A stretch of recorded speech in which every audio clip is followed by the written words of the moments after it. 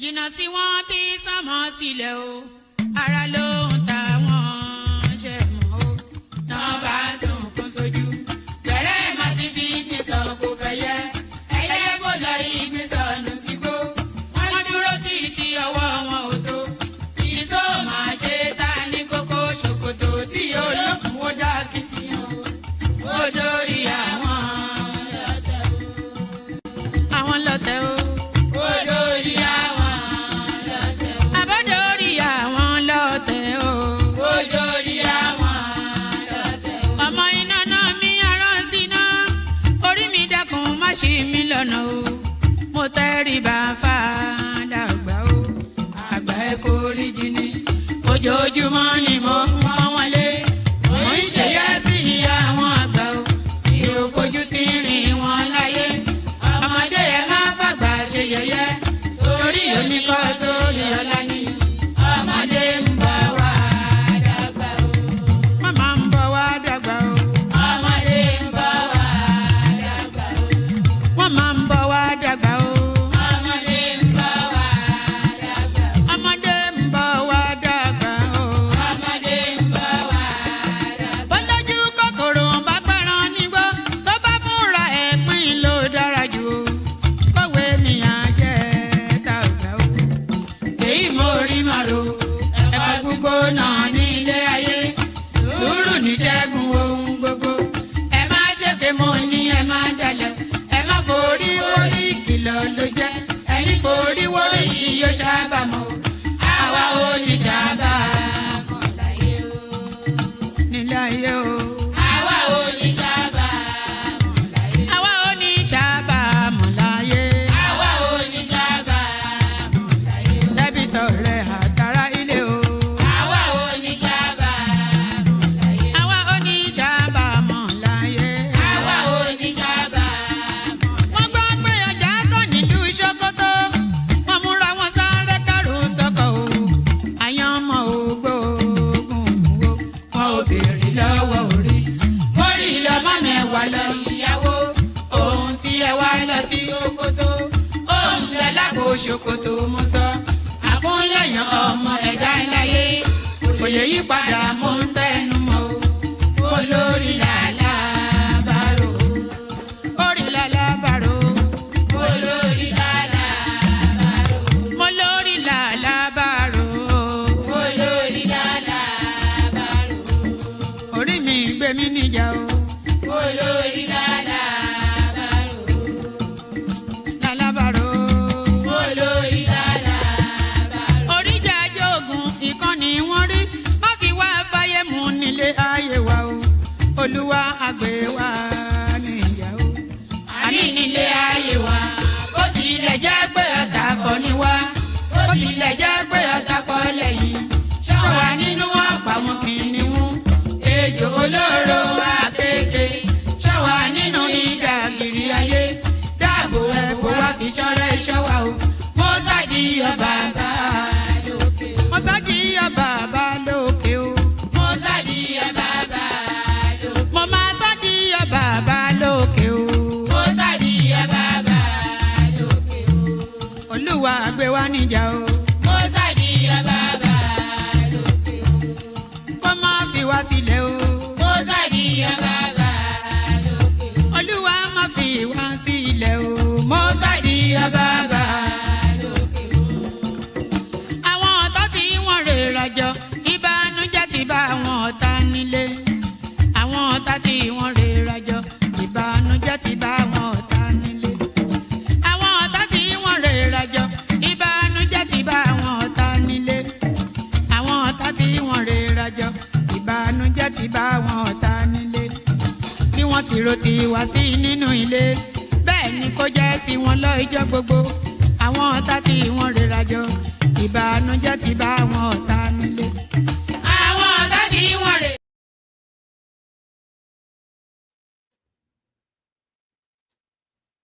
Oh, all right. Am I on? Where am I?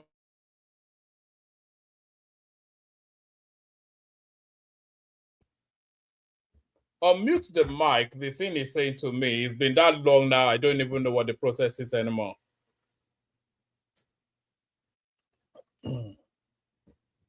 All right. Look how big I look on the thing. I really should lose some weight, shouldn't I? So good day to you. Good to be in your company and all that. Good day to you. Good to be in your company. Hope you're having a wonderful day. We've not been out for the last 2 days, but we're out today.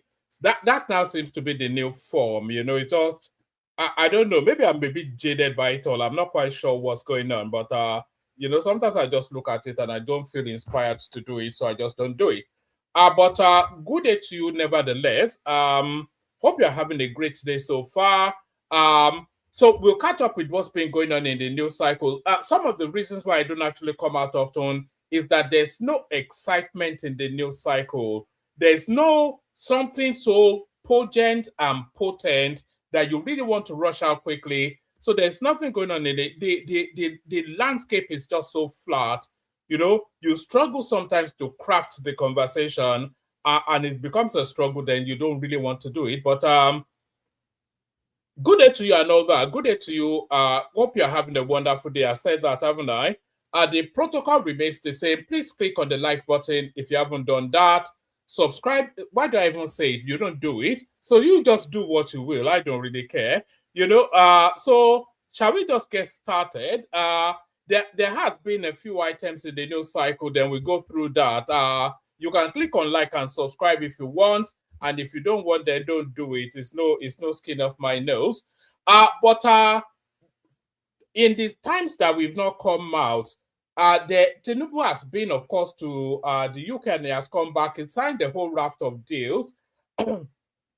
Pardon me. And one of the deals is some sort of the repatriation of prisoners to the from the UK to Nigeria. So there was a lot of controversy around that. So we'll discuss that. And then the NGF, which is what's the NGF? The Nigeria Governors Forum. They have submitted state police frameworks to the National Assembly. So it looks as though that's been fast tracked. That's coming to a state near you.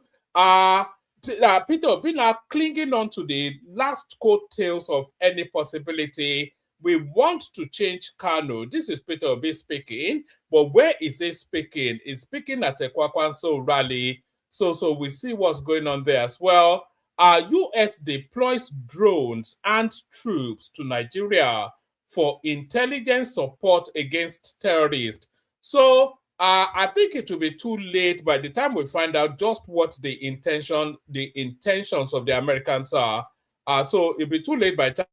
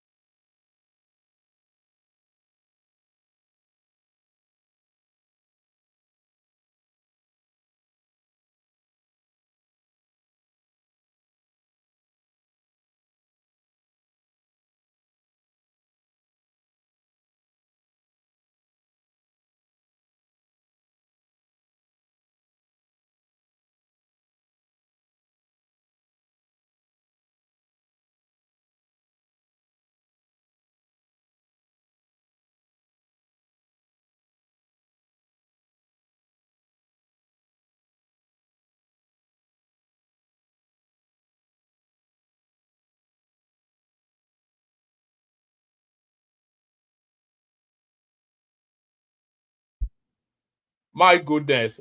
You mean all that noise that I've been making, nobody heard it? My God. You know, I was muted. Oh, God. That was just... Why did somebody send me a text or something? What's going on here? Oh, goodness me. Anyway, I was talking about the US drones. Hopefully, you can hear me now. I was talking about the US drones in Nigeria, but there it is. And I'm saying then that their activities are a bit so...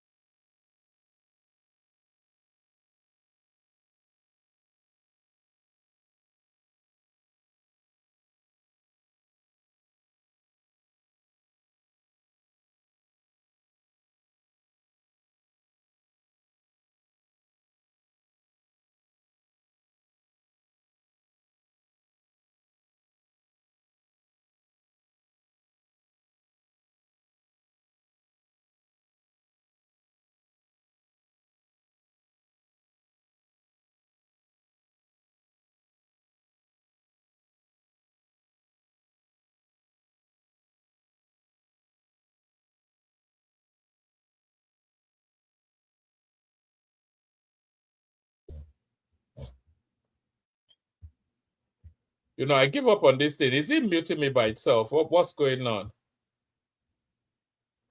All right. So that's that one right there. I'm a bit reticent now. If I go on to the next one, I wonder if it will mute me again. Is it muting me by itself?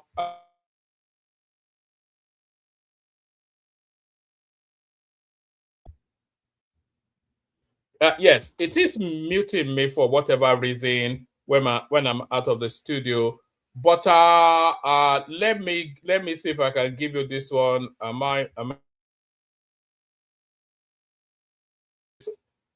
The thing is self-muting.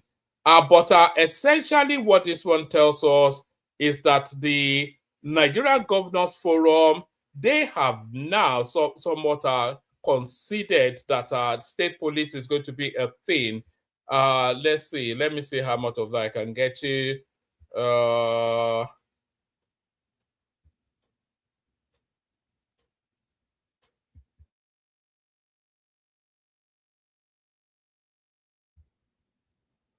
all right. I'm not sure why this thing keeps muting me, but that's the Nigerian police force right there. That's the Nigerian government forum right there submitting a framework for how state police should work. I would love to read it to you, but as soon as I come out of the studio, the thing seems to...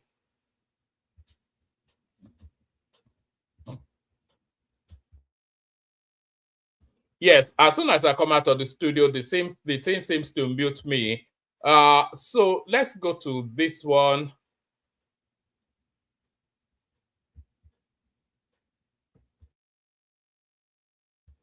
So you can see that one from the headline right there. We want to change Kano. Peter Obi speaks after meeting Kwakwanso. So there was this grand meeting then between Peter Obi and Kwakwanso, took place, I think, earlier on today.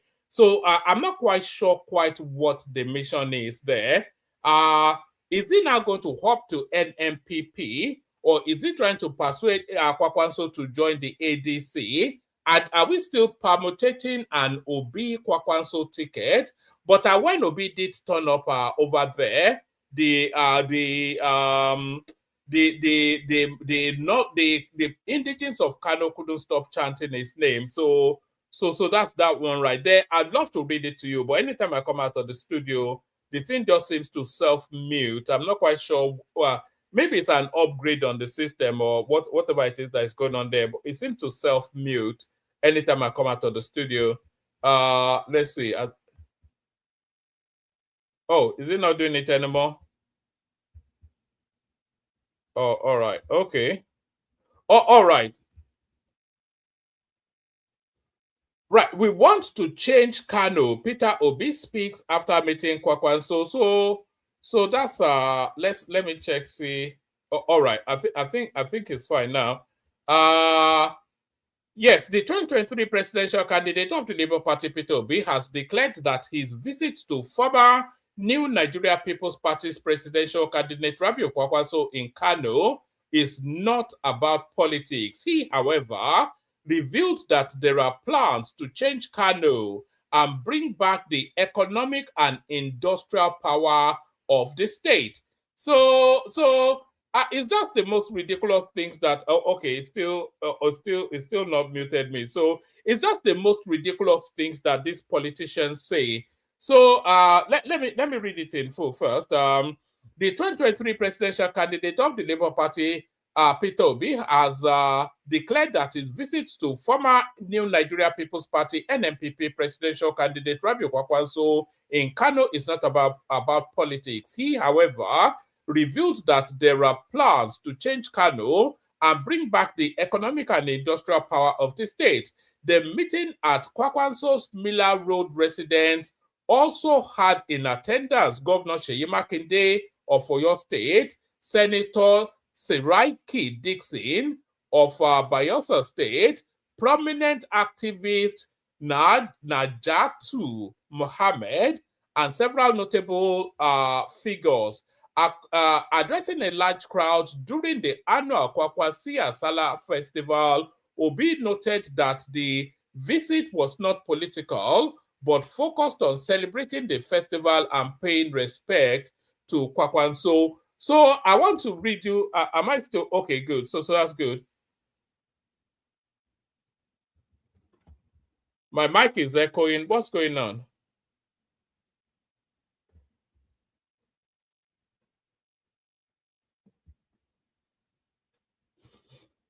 Oh, all right. Well, I don't know quite what to do now. Is it still echoing? Can somebody come in and tell me? Zita, are you there? Yes. Am I echoing? No, it's not. I don't know quite what this guy is saying, but I'm not sure if these guys are putting me off. No, it's your mic is not okay. All right, all right. Okay. All right, thank you. So yes. Let me read you just what Obi said. I am here to felicitate with you on the occasion of Salah and to pay my respect to our leader. So thank you, Obi said. So this is what I really want to read you. We want to change Kano. We want to build a new Kano. We want what we want to do is to bring back the power of Kano. All those factories in Bompai, Sharada 1, Sharada 2, Bank of the North, we want to bring them all back. Today is not politics. It is the celebration of Salah, the former Anambra State governor said. So this is really what I wanted to focus on. So it says they want to build Kano. They want to change Kano. They want to build a new Kano. They want to bring back the power of Kano. They want to bring back the factories in Bompai, Sharada 1, Sharada 2, Bank of the North, etc., etc. So those are all laudable things. Or who would not applaud that? So those are all laudable things. But there is a proviso. Kwakwanso has been the governor of that state now for 12 to is it 12 years now? Because it was 2 terms a governor. His boy is now on his 2nd term, I think. You know, so why didn't they build all of these things? Why are they not still building it? So it's not as though they are coming into a new space. Kwakwanso has always owned that state. So if they felt that Sharada 1 and Sharada 2 needed rebuilding, what has it made them, or what has it done then with the countless billions of dollars that they were pumping into Kano State? So it doesn't make any sense. You know, you governed the space for nearly 20 years, and then you are still insisting that you are the new broom that is coming to sweep away the state. Is it Tinubu's fault that the industrial base of Kano State has not been upgraded? What has that got to do with Tinubu? How does the president get the blame on that one? So it's just the most ludicrous of things. We go on from that to this. This was going to be the headline one. Lagos 2027, zoning favors Ambode, Abiru, others for APC ticket. So this will be, you know, I think Lagos State will be the only interesting elections to take place in 2027. I don't think there's any excitement around the presidency anymore, but I think Lagos State might well be where the excitement will be. So we will already know a lot about the direction of travel for Lagos State for the next 12 years, just from who gets the ticket for Lagos State. And that is really where the excitement is. But if they are permutating with names like Ambode, that is to tell you that Sheyi Tinubu is in play in some form. Lagos 2027 zoning favors Ambode, Abiru, others for APC tickets. As activities towards the 2027 governorship elections are set in motion, with political parties' conventions scheduled to begin from April, political permutations are, as usual, taking center stage. In Lagos, activities are gradually gathering momentum following the directive of President Bola Tinubu mandating political appointees with aspirations for elective offices to resign on or before the 31st of March. The directive has triggered heightened political tension, consultations, and permutations across the state, with observers and party insiders speculating on possible zoning arrangements and likely contenders for the governorship ticket of the ruling All Progressive Congress APC. Political observers are of the view that the emerging dynamics within the party may support the governorship ticket being zoned to Lagos East Senatorial District.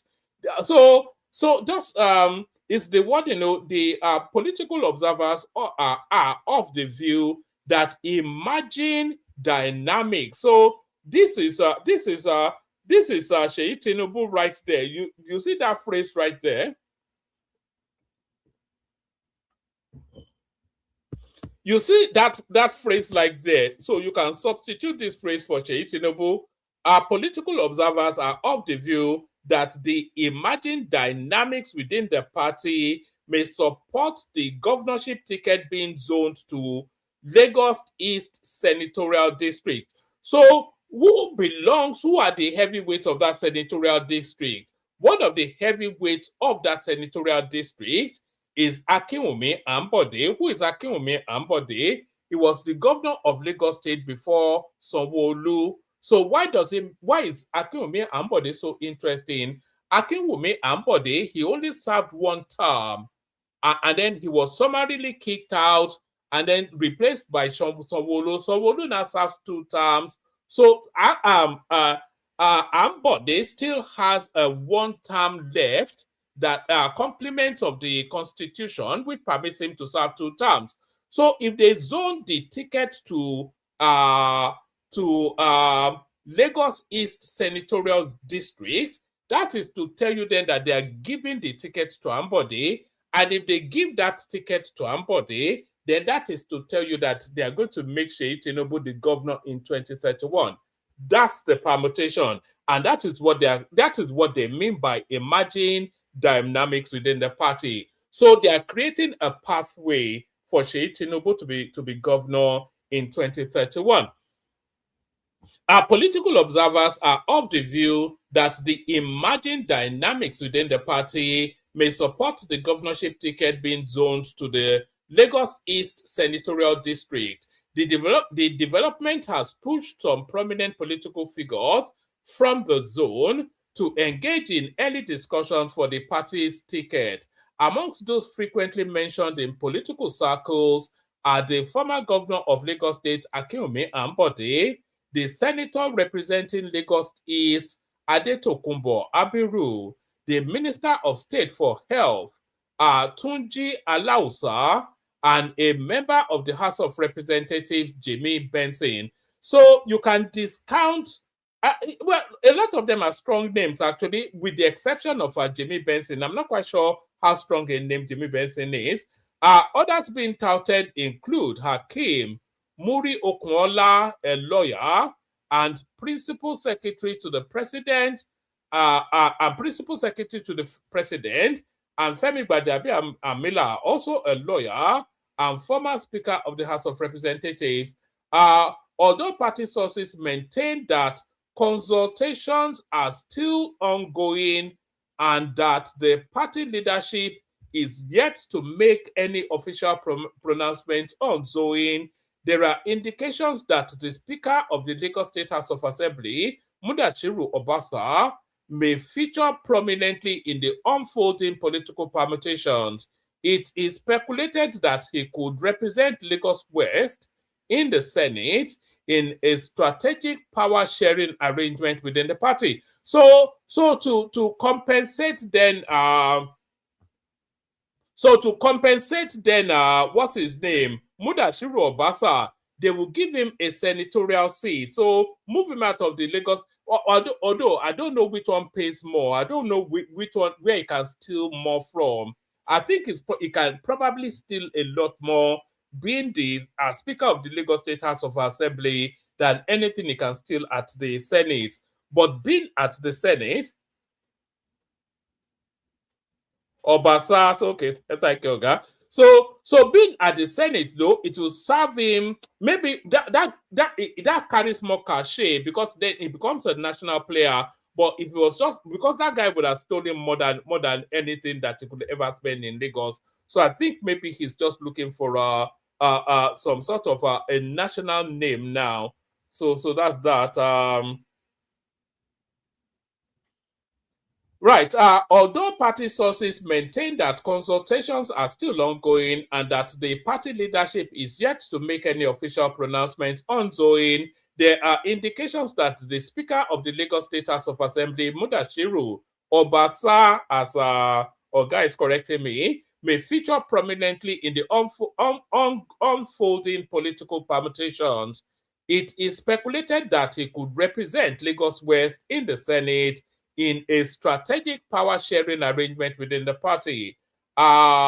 Attention has also turned to the deputy governorship position, with political watchers suggesting that the slot may likely be zoned to Lagos West as part of a broader political balancing formula within the party. The possibility has triggered intense lobbying across the axis, particularly in the Badagry division and other political blocs in the district, where stakeholders are said to be actively consulting to ensure that the zone secures the two positions in the state. So I'm not quite sure. I'm still trying to see how they are trying to slot Seyi Tinubu in,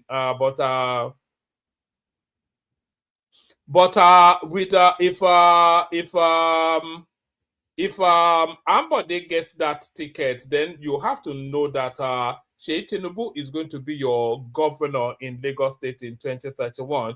That is what all of this is reading to me anyway. So that's just what it is. Is there anything else?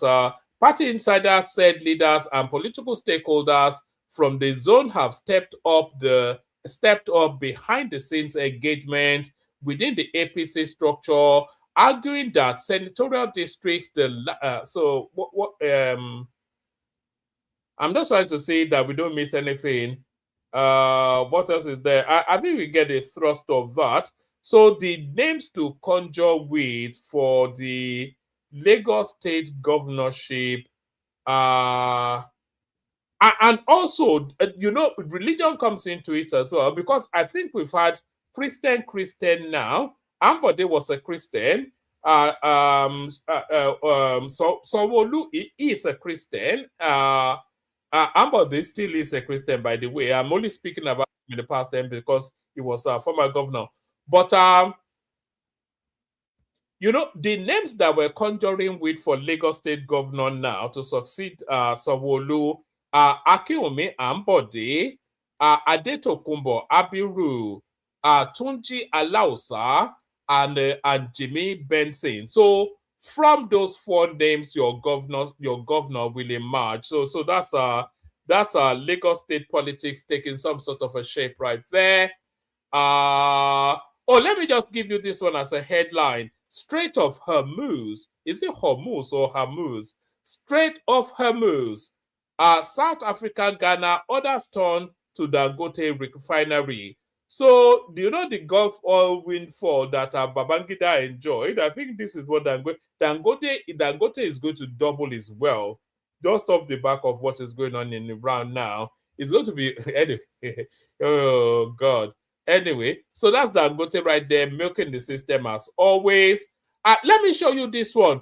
Do you know that when the Ooni of Ife, when he became the Ooni, he was a wealthy man.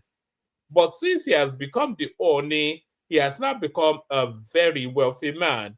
So he was a wealthy man, but now he has become a very wealthy man. Let me show you this.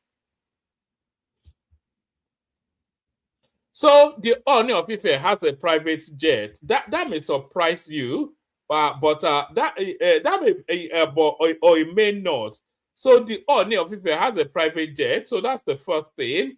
But where does he park that private jet? He parks it on his private airfield at the back of his house. This is how wealthy the Ooni of Ife is right now. He has a private jet which is parked in his own private airfield at the back of his house.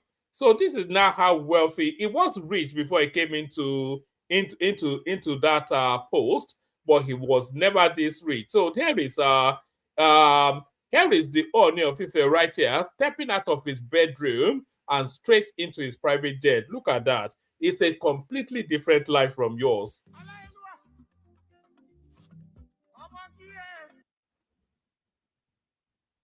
So there he is right there. It's a very tall man, by the way, the Ooni of Ife. So there he is right there, stepping out of his house, virtually stepping out of his bedroom, and straight away, where does he pop into? You know how you get out of your house, and then you run back for your car keys, and then you go into your car.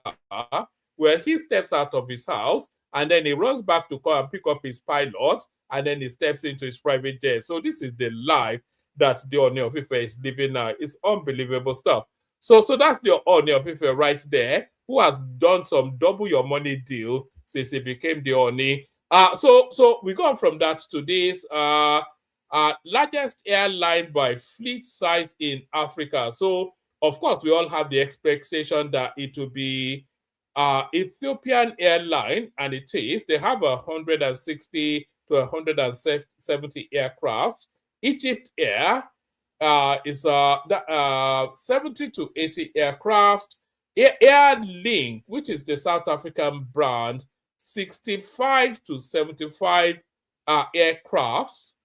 I can't pronounce aircraft anymore, can I? Royal Air Morocco, which is the Moroccan one, 55 to 65. Air Algiers, which is the Algerian one, 55 to 60. Air Peace. Okay, I was wondering who will represent the Nigerian brand. We don't even have a national carrier anymore. But Air Priest has the sixth largest fleet of aircrafts in Africa. So that's a piece of information that that does not add anything to your life. So here is Peter Obi, very popular in the north, I have to say, at least with the Kwakwansias. Peter Obi is now chasing an alliance with the NMPP after dragging his supporters from Labour Party straight into ADC. So what happens to everyone who already jumped ship to follow him to ADC? So I don't think Peter Obi will be joining the NMPP, but he wants to ally them to his own political interest. That's just what it is. You know that people are permutating. This may well be on a billboard near you. So this is a political ticket right here that people are permutating with Peter Obi and Rabbi Kwakwanso. And here is Peter Obi right here, embedding himself into Kwakwanso's movement. So let's have a listen to this.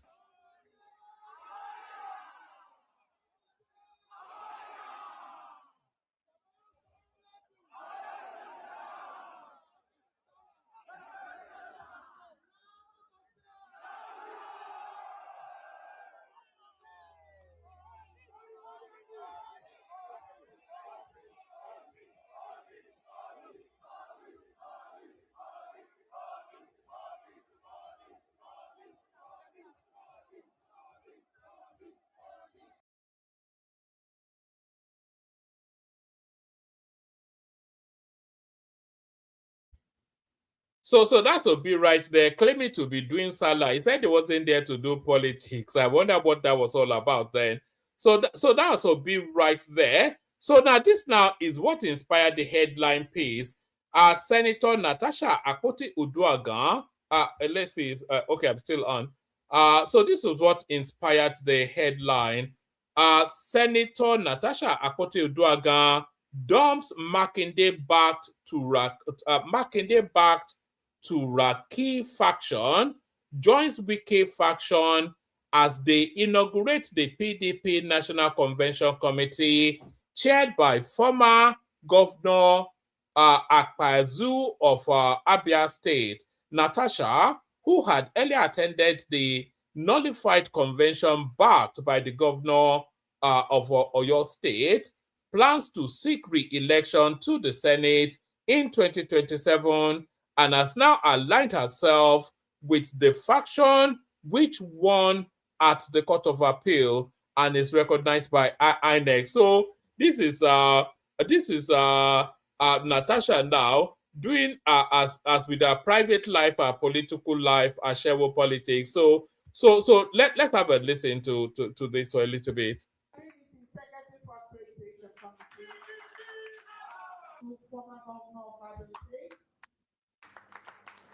as deputy secretary and as party at all levels, under the chairmanship by inaugurated. Congratulations.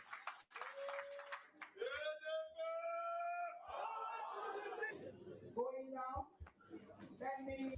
All right. So that's a committee then for the PDP. What does that tell us again?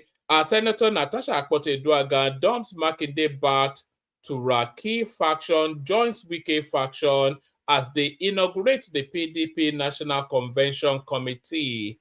So committee to put together the modalities of their national convention. So the PDP now fully and 100% belongs to Jameson Wike, and there is a Wike taking all of everything right there. So that's that. Unless there's anything else I've missed in the news cycle, so that's what we have to offer. I'll send the link again. If anybody wants to come in. We'll play the Kegite music, and then hopefully the room would have populated by the time it finishes.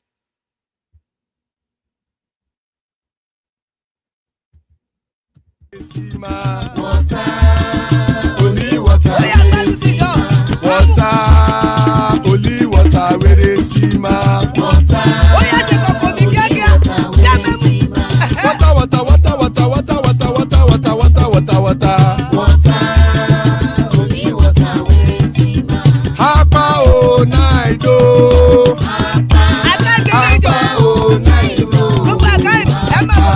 Hapa you don come o.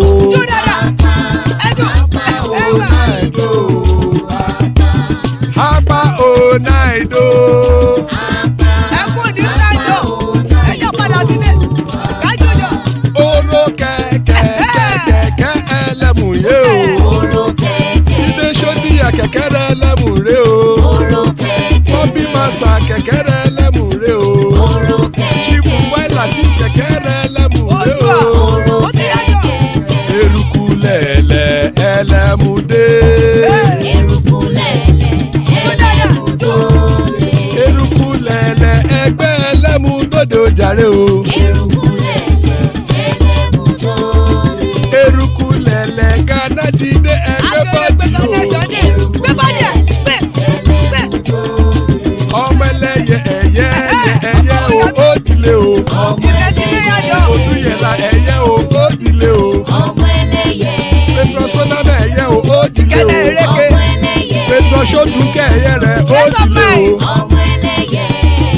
Ẹlẹ́kọ̀ ọ̀run mú ìní o.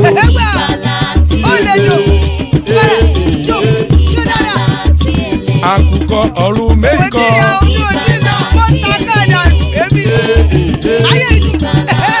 Ikú kò ní ríwà gbéṣe o.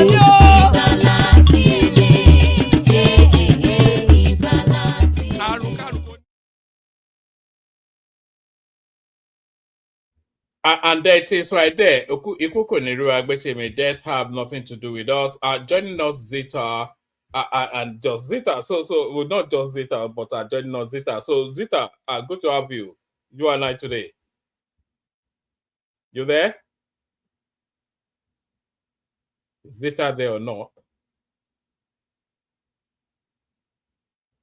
All right. We don't appear to have Zita. So all right, we got BT. So BT, what's going on? I was just about to bail. Yeah. I'm like, I know one man. If the lady does not respond in 2 seconds, he's gonna run. He's gonna bail out to join his friends on TikTok, where he enjoys being himself. Yeah. You are more comfortable on TikTok. It's a lot of fun there. Oh God, you know. Yeah. I'm like, wow, this is actually honestly, it's a better space. Honestly, you know. Yeah, I'm like, and the Yoruba nation people there, they are just so they are more militant than the obedience over there. Those Yoruba, they're very blunt. They speak their mind. Unlike the YouTube, I've been pulling some of my maybe you've seen it. Some of my pieces on there, posting them on this space. No, you should do more of that. Honestly, maybe also space as well on Twitter. I don't know if you're active on Twitter. But those are two spaces that are very, very more open than YouTube. I don't know. The YouTube community is more. The conversation on TikTok is just totally unfiltered. Yeah. Too raw for. I mean, if you put that on YouTube, they might ban. They might call the police on you. They almost certainly will. You know. Yeah. All manners. I enjoyed. I was driving back from. My wife for 3 hours. I listened to the whole thing, and it was actually it was fun because you had some interesting members of the opposition on the channel, and you actually let them speak for a minute before some of your hosts blocked them or just pounced on them. It was like it was fun to listen. Actually, it was fun. Yeah, that's the new frontier, I think. Yeah. TikTok. Even Netanyahu was saying so that's where the world is now. God. So are you doing more of that or just going to be here now? No. This is my space, but the beauty of that TikTok is that I could be making myself a sandwich and I just switch it on, and then people start to come talk to me. So I don't have to. It doesn't require an effort to do. I could be driving and I'll just put it on the dashboard and I'll be chatting away, So it doesn't actually require, but this one requires a bit of more input. This one is a more structured, but on that TikTok, you can pretty much just press your phone and then you start talking to a random bunch of lunatics. Yeah, somebody will just show up and then it's a conversation. Yes. But wow. Akpotie is well, she found. I mean, she left the mob or something, or is she trying to work her way back into rather? No. It's the desperate politics, isn't it? Yeah, When the PDP was with the Sheyi Makinde faction and they felt they had won some sort of a victory, she was with them at their convention in Ibadan, vowing her loyalty to them. So now the Court of Appeal, they have now reversed the PDP back into Wike's control and predictably ever pulling down her panties for anybody that had sufficient enough. She's now with the Wike faction. So it's just how fleeting her loyalty is. She was with the marketing faction barely 8 months ago, and now she's with the Wike faction now because, of course, the Wike faction built up to the elections, and then she wants a ticket to, she wants a ticket to ride, yeah. So, but I don't think. I mean, what do you think? Do you think the PDP? I mean, Wike being the head of the PDP now, how do you think it plays out for her? Well, in your own opinion, do you think she gets the ticket for PDP on? And if she does, do you think she wins the general? I think she gets the ticket because I think the landscape now wants to quieten her down because we're getting into the business end of politics now, and they don't really want a Natasha noise, so they can just give her the ticket, but she won't win the elections. They will ensure that she doesn't return to the Senate, but they will give her the ticket just so they have the room to carry on with her more serious. I don't think they want her. I'll be surprised if she gets back into the Senate, but I'm pretty 50-50 they give her. What do you reckon? Do you think they give her the ticket? Would you recommend that they do? But because I'm looking at, they say all politics is local. I don't know how popular. I mean, I've been told she's very popular in Kogi She's State. very popular. Yeah. She's So very popular. She's our going to friend win is that place. also she's going against our friend. She will win Abiru. Yeah, so that's why I asked the question where if they know she's very formidable at the grassroots, the best way might be to sabotage her and at the primaries in the PDP, because if she becomes a candidate, then she's very formidable locally. Then she might return back to the Senate, which they don't want, like according to what you're saying, one man. You see where I'm going with this. So they might need to sabotage her at the primaries of the PDP, because if she gets that ticket, then she has a chance of coming back to the Senate, and they don't want that. But let me correct one thing that you said earlier. You said the focal that with Lagos is going to be the focal point, right? That everybody, the governorship elections. I disagree. I think it's going to be Ogun State. Actually, that's where the interest is. That's what is going to gather. Is Ogun State not already decided? I thought they No, they are coalescing under Obasanjo's daughter. I keep telling you guys. That one. You keep saying. No, you kept saying. Oh yeah. I'm like, this guy. The people love him, but he's not doing. He's screwing up. And here we are. GNI is out here now. Gani is going to probably take it because he's a Muslim as well. So one man, like you said, the Lagos governors in the past, they've been Christians for the past 14, for the past since Fashola. Fashola, is he Muslim or Christian? No, Fashola is a Muslim. Yeah. So, but Ambode is Christian, Sanwo-Olu Christian. So Ogun, for the past 12 years, Ogun for the past 24 years, I've always had, we've had the Christians from Oshoba to being I was a Muslim now. Oh, okay. I was a Muslim for 8 years now. And then in Ogun State, the Christian Muslim population is more on the Christian side. In Lagos State, indigenous Lagos is more on the Muslim side. Right, but my point is that Yayi needs to do better with this behind the scenes politics. You think Yayi will not win that primaries? It's sleeping because you have GNI coming from that part of the GNI is not going to come.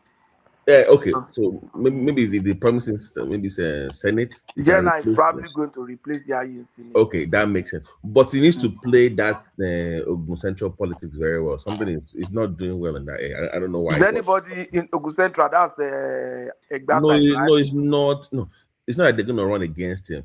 it needs the numbers in the central, because you don't want that going to the PDP, because no. Yeah. Once Yayi is in that race for APC, forget about any other party. Okay. I'm telling you, forget about any other party.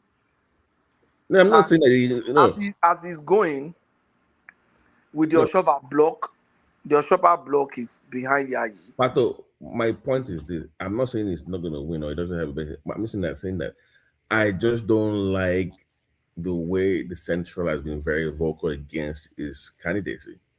That means that, if they want to come now, like you are talking of somebody like Lemon, and even I will not vote for any Ogun Central individual running. It's unfair to the UR, but they have to.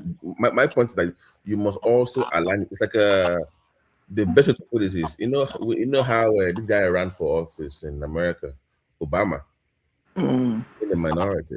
He had to still seek the counsel of a Kennedy from Boston. But the only big name in Central that is not really going to support him is Obasanjo. You and I know that Obasanjo. I don't care. Nobody cares about that one, Daddy. Obasanjo does not really have any kidney now. From nowhere, not making any sense. Yeah, but she's like incoherent. Like, she just sounds like maybe Beyonce go whining, or I don't know, because she's not making any sense. Interviews has I listened to the interview. Could make any sense now? What is she? I don't know what she's saying. That interview is it not channels or something? Yeah, any plans? No plans. No plan, nothing. One man, she's like, I like knew you guys. I know every one of you. Yeah, it's something like Obi. Yeah, like who is this? The lady now, Doctor. I know every one of you. You remember that my father back in the days. I grew up around that one, this one, and this one. I'm like, that's your campaign. That's what we're doing. No, come on, when Nigeria had to change. Yeah, that time you say, okay, I know everyone have been a senator, that will not work. Yeah. So the Lagos one, I don't see Ambode cannot return. That's not possible. It's because of the way he left. You got to remember. Do you remember that press conference he had laying bridge that he was calling Sawolu a psych patient? Pato, did you remember that so-called ward press conference?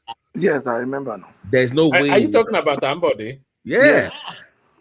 Yeah. Someone who had drug problems now. No, but I'm saying the way Ambode was so desperate for that ticket that he went on the so-called tour and the so-called world press conference and was talking about how somebody was put somewhere. I'm against Godfatherism. There's no way you can't recover from that politically. So I don't just remove it from the list. It's not coming back. But it depends on what they want to use him for. Because I've been putting forward the hypothesis that they want Sheyi Tinubu to be the governor in 2031, and if that is the plan, then they need somebody that they can guarantee will leave that place in 2031, and it will be Ambode. I don't think so. I don't think Ambode will. If they give the ticket, why have they zoned it to his own senatorial district? To which senatorial district? Because Lagos. I'll get it for you now. It's from Lagos. Is that the news you are getting? It's from Lagos. Yes, that's the news we're getting. Yes. It's from Lagos East. It's from Lagos East. So, but it will not work now unless the father is still alive by then. So, which person?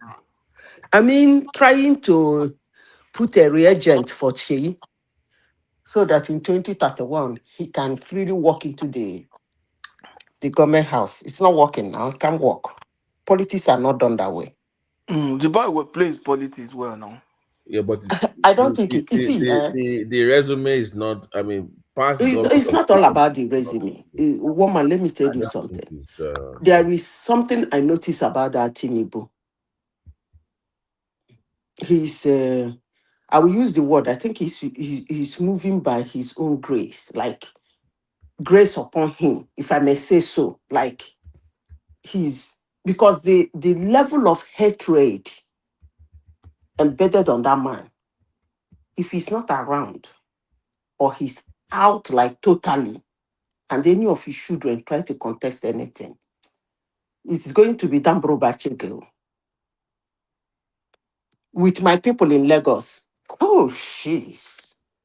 Anyway, Zita, I don't think the hatred for Tinubu will carry past February. They love his son, actually. I don't think so.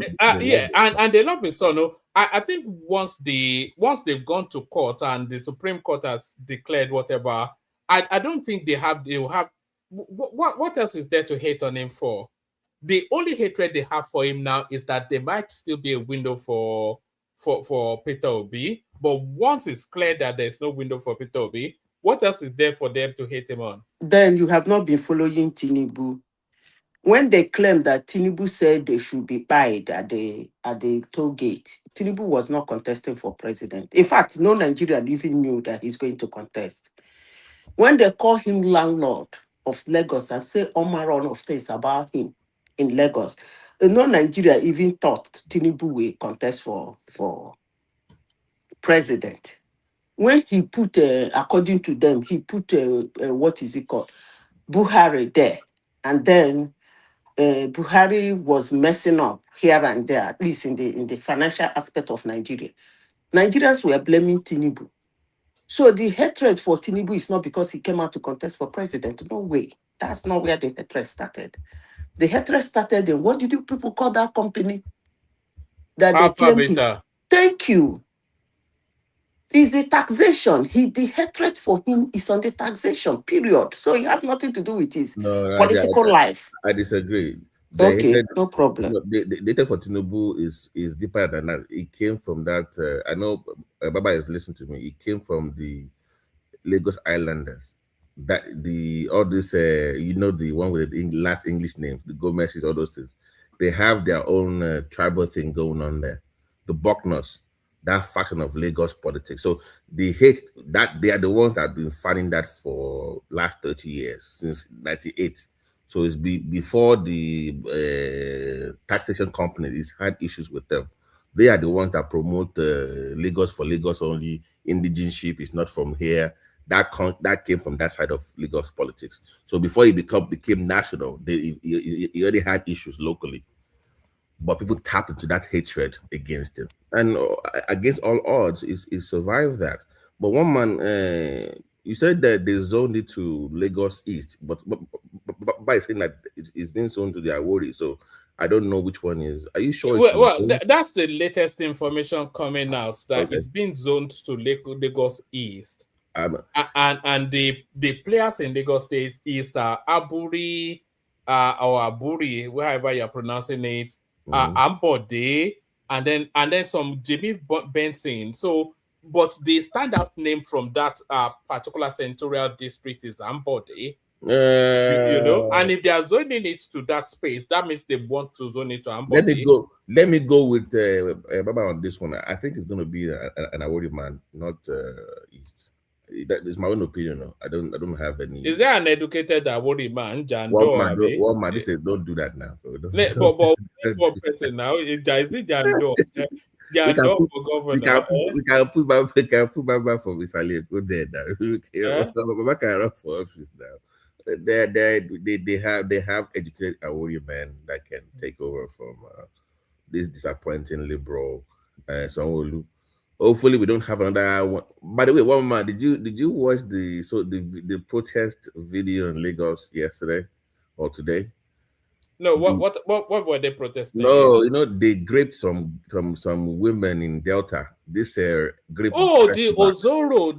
Yeah. I was going to do something on TikTok on that actually, but I just didn't bother. And they also raped somebody in Benue State. But for some reason, they are protesting. They went to the Lagos House of Rep to put against rape. So what has that got to do with Lagos? Exactly? Like, why is Lagos? But the funniest part is, like, the Lagos, as they said, sorry, we can't defend Lagos. They're like, why? If we defend Lagos now, our governor can give them a call again and beg them and put us under the boss again. So we can't defend our state anymore. So they've given up on Omotosho, the commission for information that Lagos is not worth defending. That if they defend Lagos, they're gonna call them and beg them, give them some money. They did not call them monkeys. The people that were fighting that girl. Yeah. It was. They called them monkeys. It's a terrible. That guy. I mean, going to forgive her. They are going to remove him anyway. I suspect. Yeah. He needs to go. So he needs to go. But that for now, let me just leave it here for. By the way, crude oil is over $100. By the way, Echo woman. Just wanted to add that before I yield. Well, yes. Is Trump not threatening to bomb the? Woman, do you know what Iran did today? They threw some bombs around Israel's nuclear site in Mohaz. So they know where the nukes are in Israel. They put some bomb, like we know what you're hiding around this place. So. You know, I think there's still about 3 levels of escalation that the Iranians can do. And I don't think they've shown anywhere near their full potency yet. And they are waiting for Israel to do something big so that they can reply in equal measure. They said if Trump attacks them like anytime soon, they actually posted on Twitter, the Iranian government, they mapped out all the power supply for all those Gulf countries. If America attacks them again, that means there will be no light in Dubai, no light in Oman. Everybody's going dark. That's what they're gonna do next. And they said, listen, if you attack our power supply, whatever, in Iran, everybody in that Gulf region is gonna go dark. Nobody's gonna have electricity. Imagine if they set the Middle East into darkness. Man, there will be cannibalism. They will slaughter each other like. By the way, Dangote is smiling right now. You know when Dangote is the headlines are BT. The South Africans are begging him for crude. I was saying that this is a double your money deal. 70 billion. That would be next year, like what 70 billion? It's a double your money deal for Dangote. This Iran war now, double your money. It's even milking the Nigerians. As you know that they said the highest spike in petrol pump price in the world is Nigeria. Yeah, it went from off the back of this war that they are the ones that have jacked up their prices the most. The Nigerians, it's almost Dangote essentially. Yes, it's almost doubled. Well, Wama, let me give it, but I think I agree with Baba on. I think it's going to be maybe Amzat has a PhD and is Awori, so that's one for you right there. So yeah. All right. We'll see how it plays out. You know, they want to send Obasa to the Senate just to placate him because, of course, I know what you mean. To be harassing Natasha quoting can you imagine that? Because I don't think he has any elegance. Sorry,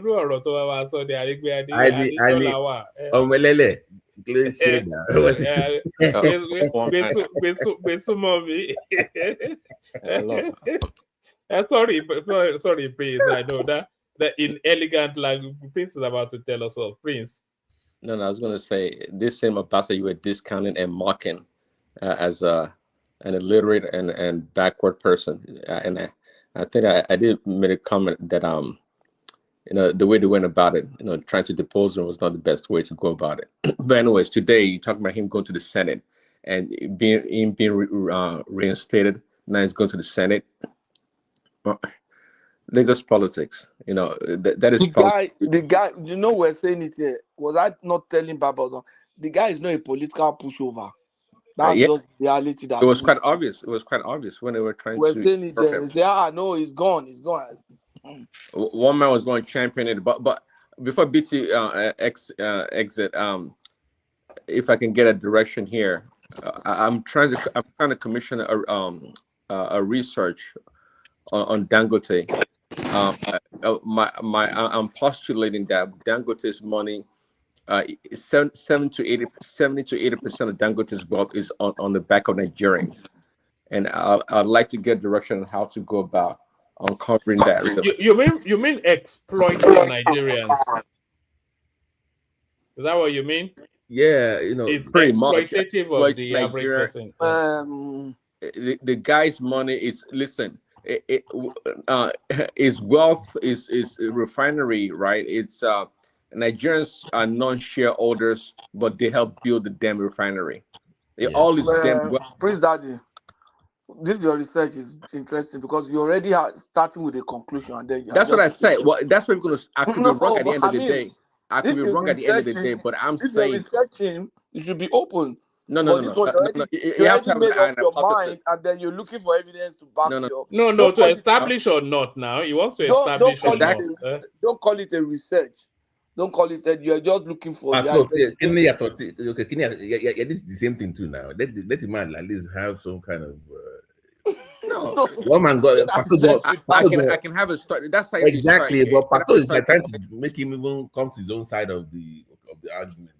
Come on, it's not going to be like a you know Pato is a Dangote man now. Pato yes, now exactly. Dangote people. I mean, I know Sabi Dangote, but all those dollars he used to put in their accounts when they were in banking demons and Nigeria's problem. But Prince, look at the tax breaks that he gets, because I don't think the man pays enough taxes, so he gets a lot of tax breaks as well from all this venture that he has.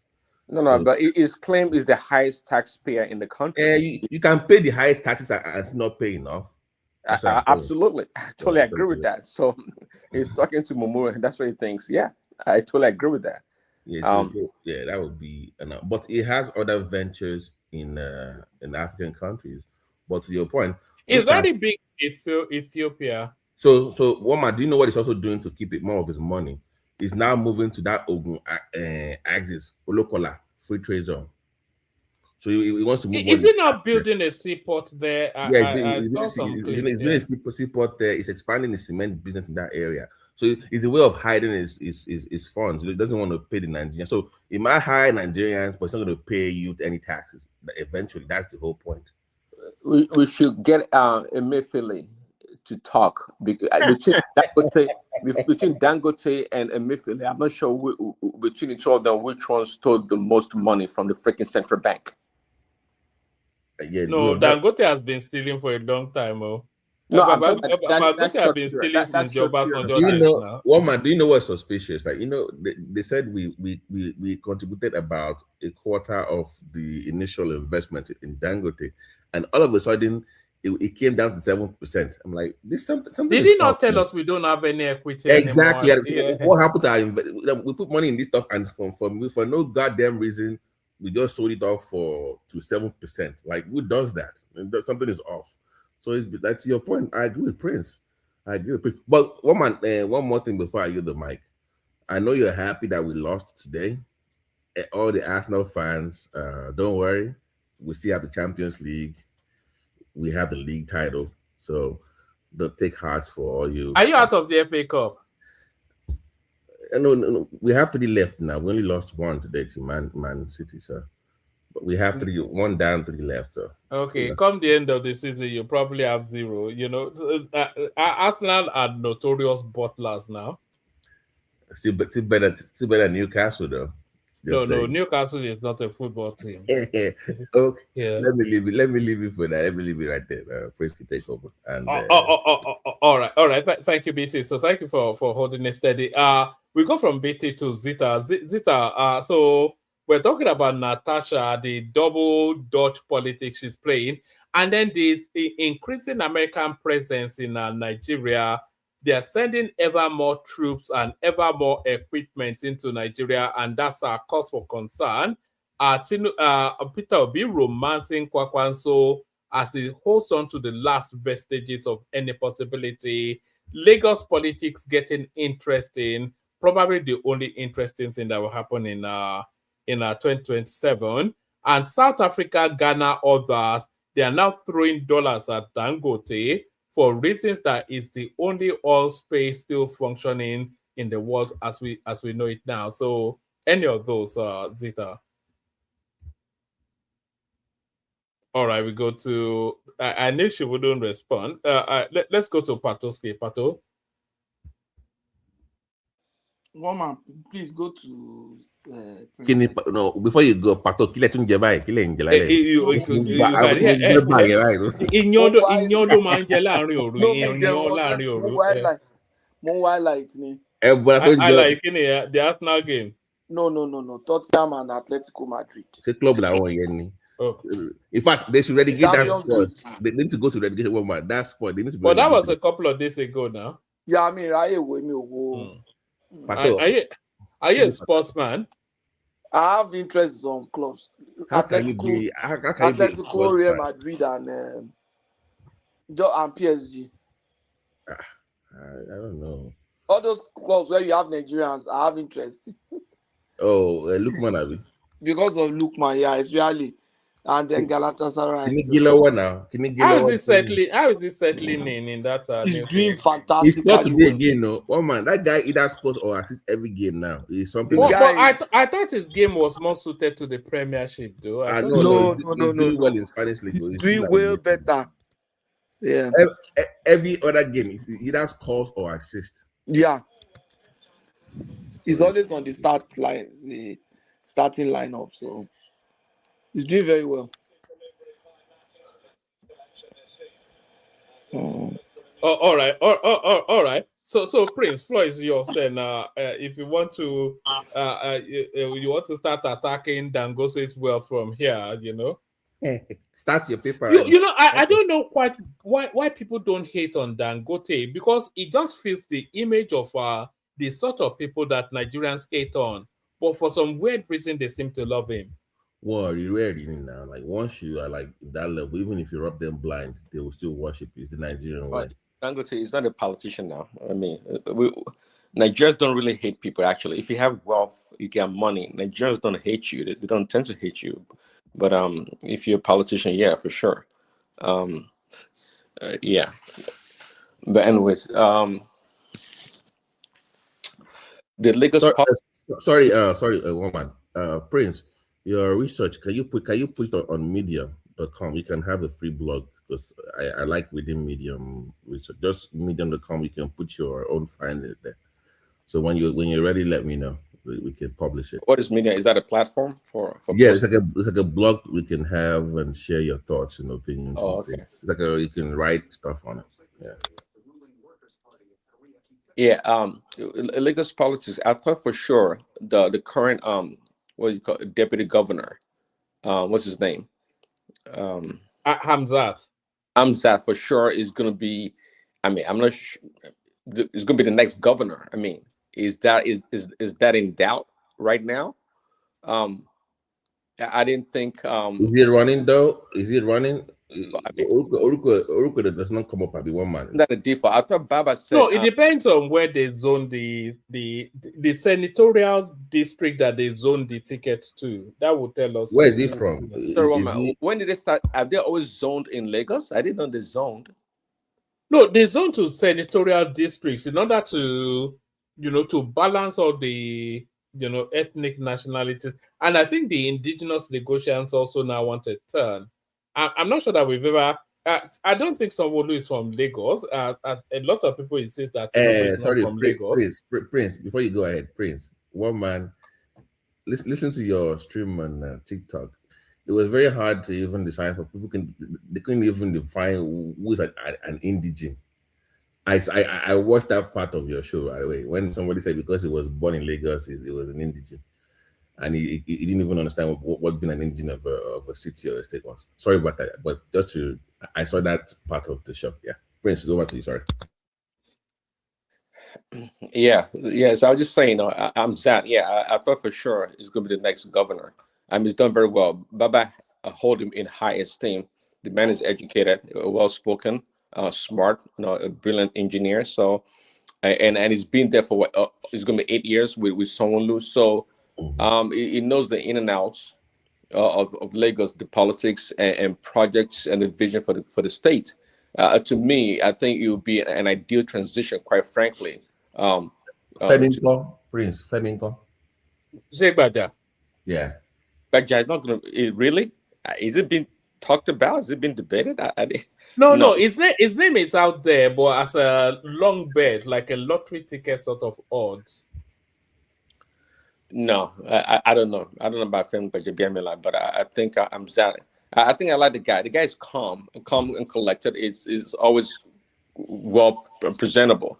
Anytime he does an interview, he presents his position clearly, and he seems to know what he talks about. So I like him. I mean, I think it would be an ideal candidate. I think you But mentioned Lagos does not need a calm, liberal Yoruba man. They need a very conservative man at this time.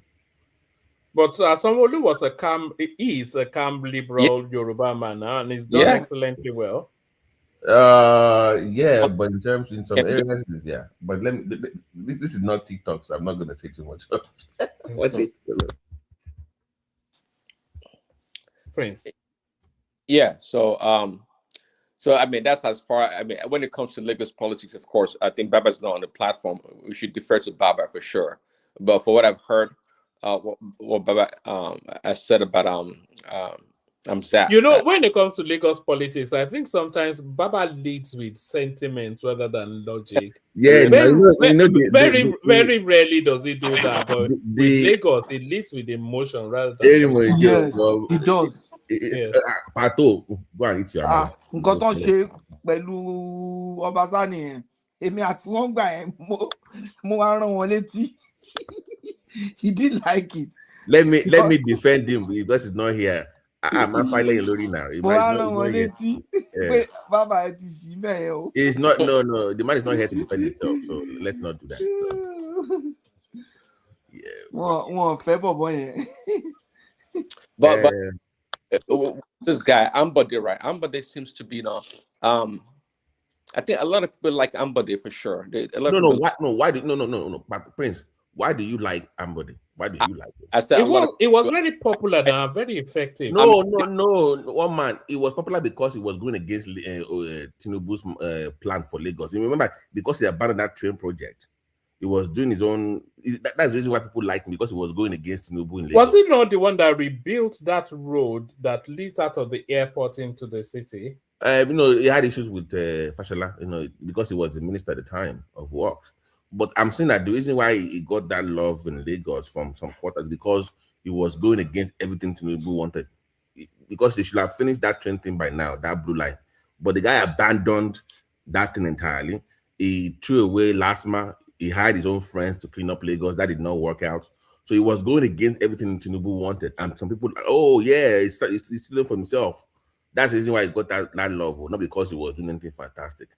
No. It wasn't. It was okay, but it wasn't the boss terminal.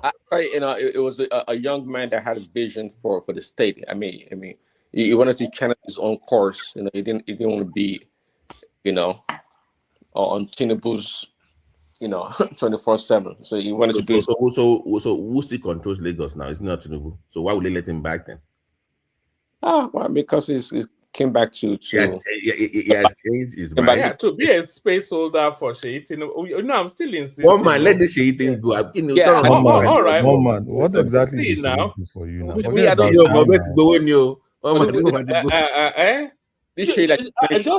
on Otigbo, do you know how much they said those southeastern influencers invoiced this guy? 30 billion. For the City Boy movement now. You know that is recruited Obi Kubana chief priest. They said they invoiced him 30 billion for that gig. Woman. Yes. Anyway. Okay. But Woman, are you ready to do that job, man? No. I don't think I can do it. I don't know. Beyond just making noise with you guys, I'm not sure my strength reaches to that level, To be a governor. No.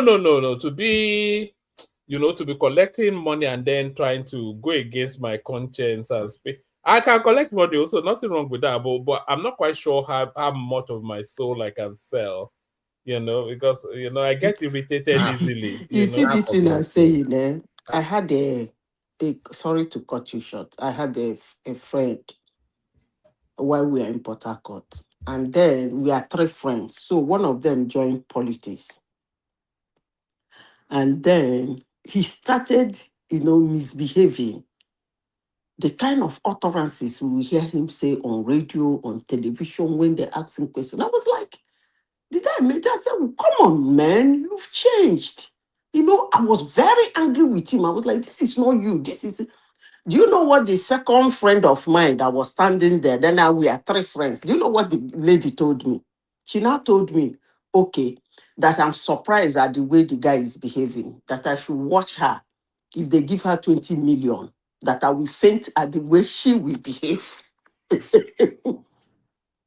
I hope you understand the thing. No, I understand and I agree. They say integrity only stands when it's not being tested by money. Yes. Yes. She said when sufficient enough money is placed in front of you. That was about 10, 15 years ago. The girl told me that I'm quarreling with that guy. That I don't know how. That means I don't know her. That let them put 20 million into her account. That I will even faint the way she will be supporting anything and defending anything and anything. So that's what it is. It's either you don't collect the money, day your day, or you collect the money and run the show. All right. But back to you, Prince. So and Larry, feel free as well. I think we're just gisting now about Prince has the floor. Prince. Yeah, just to throw this in there. When it comes to integrity, I would say perhaps my dad is the only person that I know that would pass that test. I'm not even sure I can say that for myself, unless I'm tempted up to that point. But yeah, he's had opportunity to with who is who in that country, and you know how to do everything with money. It passed, it's all your hands. So, but anyways, well, not your dad though, but there are very few people on this planet, Prince, that cannot be bought. Yeah, I know. In fact, I'm not even sure there's anybody that cannot be bought. Maybe I'll put what do you call Mother Teresa. Mother Teresa. Okay. Well, that's true actually, because she chose the other life. Yes. Yeah, and there are a few people. I mean, I've heard about this guy too, Saint Francis of Assisi. Also, just a handful of people. See, and it's all about choice. When you make a choice is, it goes way beyond corruption. You cannot be corrupted if you make your own choice, and that's a beautiful thing that a lot of people don't have. We all are driven or taken by other things or things we see, physical things or material things. But some people, it's like when they put their foot down, it's that's it. They cannot be bought. They cannot be swayed a different direction. But anyways, Natasha Akpoti, you said she's joined the Wiki camp as opposed to Shea Makinde's camp. Is that it? Yeah. She was with the Shea Makinde camp in Ibadan. Now she's crossed over to Wiki for reasons of hustling for a ticket. Oh, a ticket. I mean, so for a senatorial seat. Yeah, for a re-election. Oh, she's the PDP, right? She no, but she was APC. Was she? No, she was PDP. When she still is PDP. Yeah. She's still PDP. Okay. Mm-hmm. Yeah, that's a drama lady. Yeah.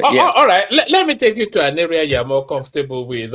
What do you make of Trump saying that he's going to bomb the energy facilities of Iran if they don't release the Strait of Hormuz?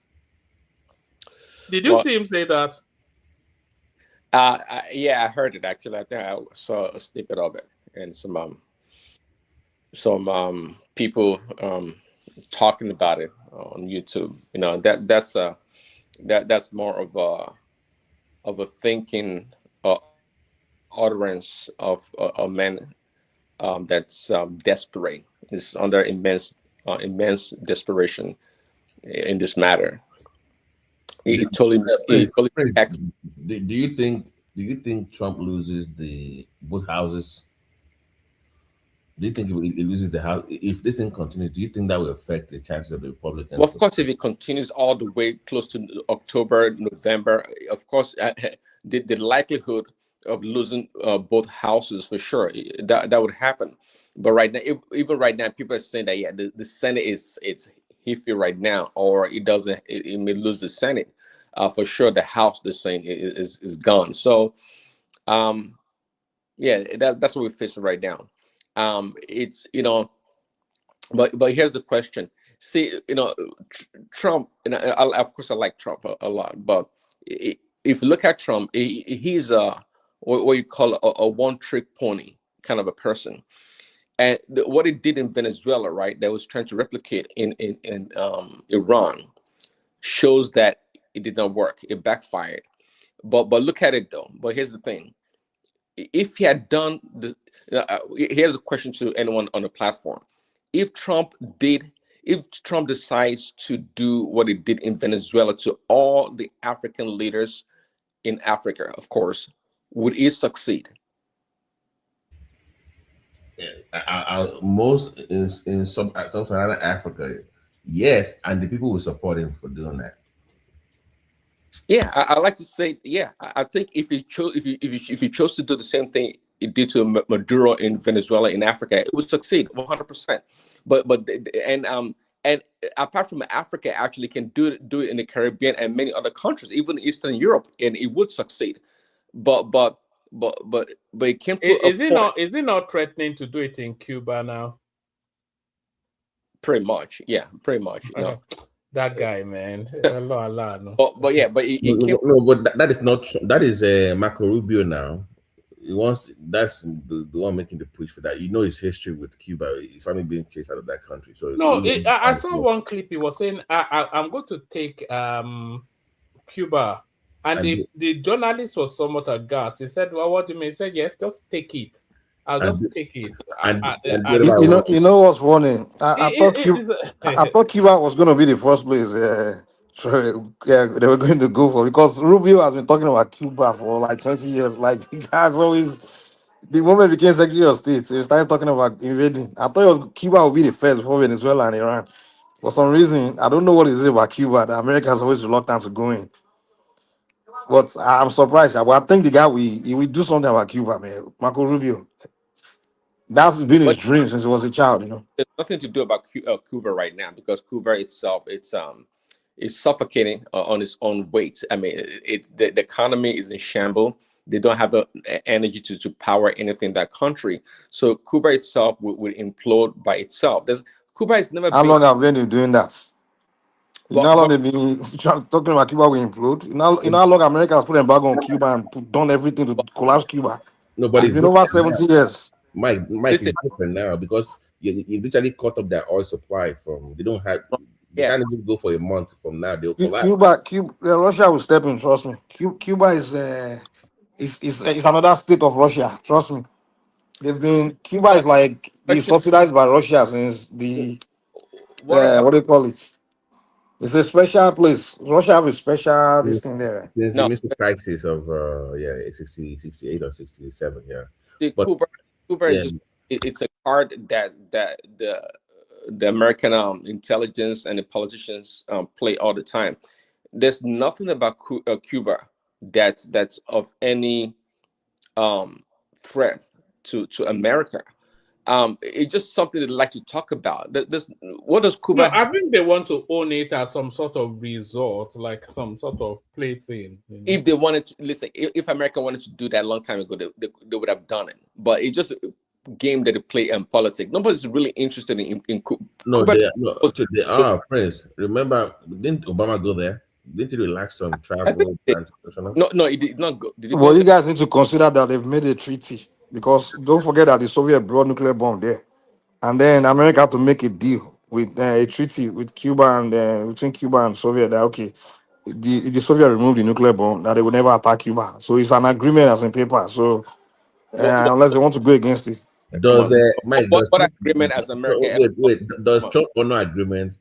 What are you talking about? What agreement? Well, that's what we'll find out, Sha. But they say it's a serious treaty for the Russia to move the nuclear bomb away from there. Then, they had a treaty, a serious treaty. Well, Like, what is the name of the treaty? I can't remember if it was a treaty. It was just an didn't agreement. you go to school in the US? They taught you in school like how many times? The Agreement. Cuban crisis. Yeah, I know about the Cuban crisis. That the Soviet withdrew their weapons from Cuba, and America also did one for them. Also, I can't remember which country. So we're Yeah, like Poland. I think they moved their nuclear bomb away from Poland. Yeah. Warsaw. Okay, so it was a mutual agreement that they had. I'm not sure they go into detail about contract or no, it wasn't that serious. It was serious, man. What do you mean it wasn't that serious? I'm talking about the contract. Yeah, Yeah. the show was serious itself because it was almost led to a nuclear war. It was that far when Kennedy. It was that serious. I understand, but anyway, Cuba is just another pawn for the neocons and intelligence people to just talk about. I say it's something great. No, nothing about Cuba. If Trump wants to go there right now, who's going to stop him? Who's going to stop him from taking the leader right now? Do you want Trump to come in? They are moving more troops to Nigeria, But I don't. No. I'm saying that power in itself attracts challenge. If you have the powerful people who want to challenge that power, so do you think it's good for Nigeria to have more American boots on the ground, or intelligence, like they call it? Do you think it's good for the country? What boots are on the ground in Nigeria? I'm not sure actually. One man just read that America is moving more about that. It's a bunch of shenanigans. I'm not sure. Let me tell you, America is not committed to Nigeria to that degree. So the question, which begs the question, what is America looking for? But even their presence in your country attracts enemies. See, and to the point, I think last week or so, when they dropped bomb in Sokoto State or thereabout, and it's been well documented actually, historically, that if you bomb a place or country, you cannot overthrow the government that easily, nor can you drive away terrorists. And we have a good example of that in what happened in Afghanistan, and also even in Iraq and Yemen. So dropping bomb on people without boots on the ground, strategic planning to take over that country doesn't work. So I say this to say that if America continues to drop bomb in Nigeria, it's not going to work. See, you guys said it yourself. Was it Hassan that came the other day that said they've made inroad into Maiduguri or Borno around there, and they're more powerful, and it doesn't work. Just like I said, when America dropped the bomb, there has to be intelligence and boots on the ground to actually do combat or try to go after these terrorists in order to engage them and defeat them. Dropping bomb on them doesn't work. But they agree. If you follow the headline, they agree that they won't engage in combats. That they only do intelligence sharing with Nigeria, and that's what they agreed. So that's why I'm wondering, if that's the case, then what are you doing there? Then?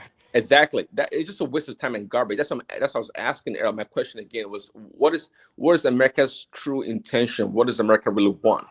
They're not putting. Well, in America, I want to have boots in your country. They are providing intelligence and training, actually. Training. What training do you need for? They are providing training. Physical training. Prince Daddy. PE. They're doing PE, huh? No. No, it might be training on how to. You are not a military person now. Or even if you are a military person, you are not in that field. If at this stage you always still need is someone to be teaching how to fight, how to shoot, how to. No, then I think we are behind. Fight. No, I think the major thing these guys are doing is just going to be more of intelligence. If you've been watching that space for 2 days now, prior to this time, Bello Toji, they know where he is. But our military have not really gone after him. But they've tried to do that. And I think probably in the next coming days, you see them moving more towards those guys. All the terrorists in Nigeria, when people said, they know exactly where they are, they know their name, they know everything. So my problem is, I don't think America has more intelligence than the Nigerian army. No. So we have the local intelligence, but they could actually help with technology to identify things. Well, You know, that is the intelligence. I mean, yeah, they can incorporate technology into that in intelligence information gathering. Fine, yeah, that's the whole thing, because America will not help us with local intelligence, but right? we don't need that. Is that what we truly need to combat these people? Is that No, what no, we But the no. only the only intelligence America can offer is surveillance, and which is they don't have to be on ground because they already have the stuff So, in space.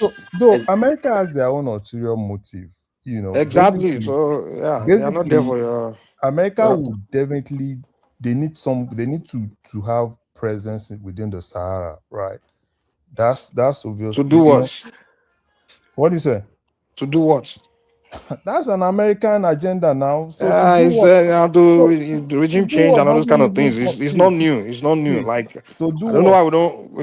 See, It's not let me new. We tell you know what they something. are always there for. If they don't Let me like a tell you government, they will something. change the government. Do That's you what think their I'm interest okay? is. Do you think America just wants to go to Nigeria because they love everybody in Nigeria? Everybody has an agenda for everything. That's what I'm saying. They want to be there in case they want to do regime change. They can No, change your regime. no, no, no, not We change are in your a regime. critical time right now where No, no, no. hold No, on no, now, hold no. No, on. no. Nigeria, Sorry, Mike. What they are saying is that do you remember when they had all those coups in the Sahel? mm-hmm. America used to have like a drone base and Drone base. about a couple of thousand troops in Niger Republic. They were Mm-hmm. all kicked out. So what they are suggesting essentially is that they are trying to re-establish that presence, but this time in Nigeria.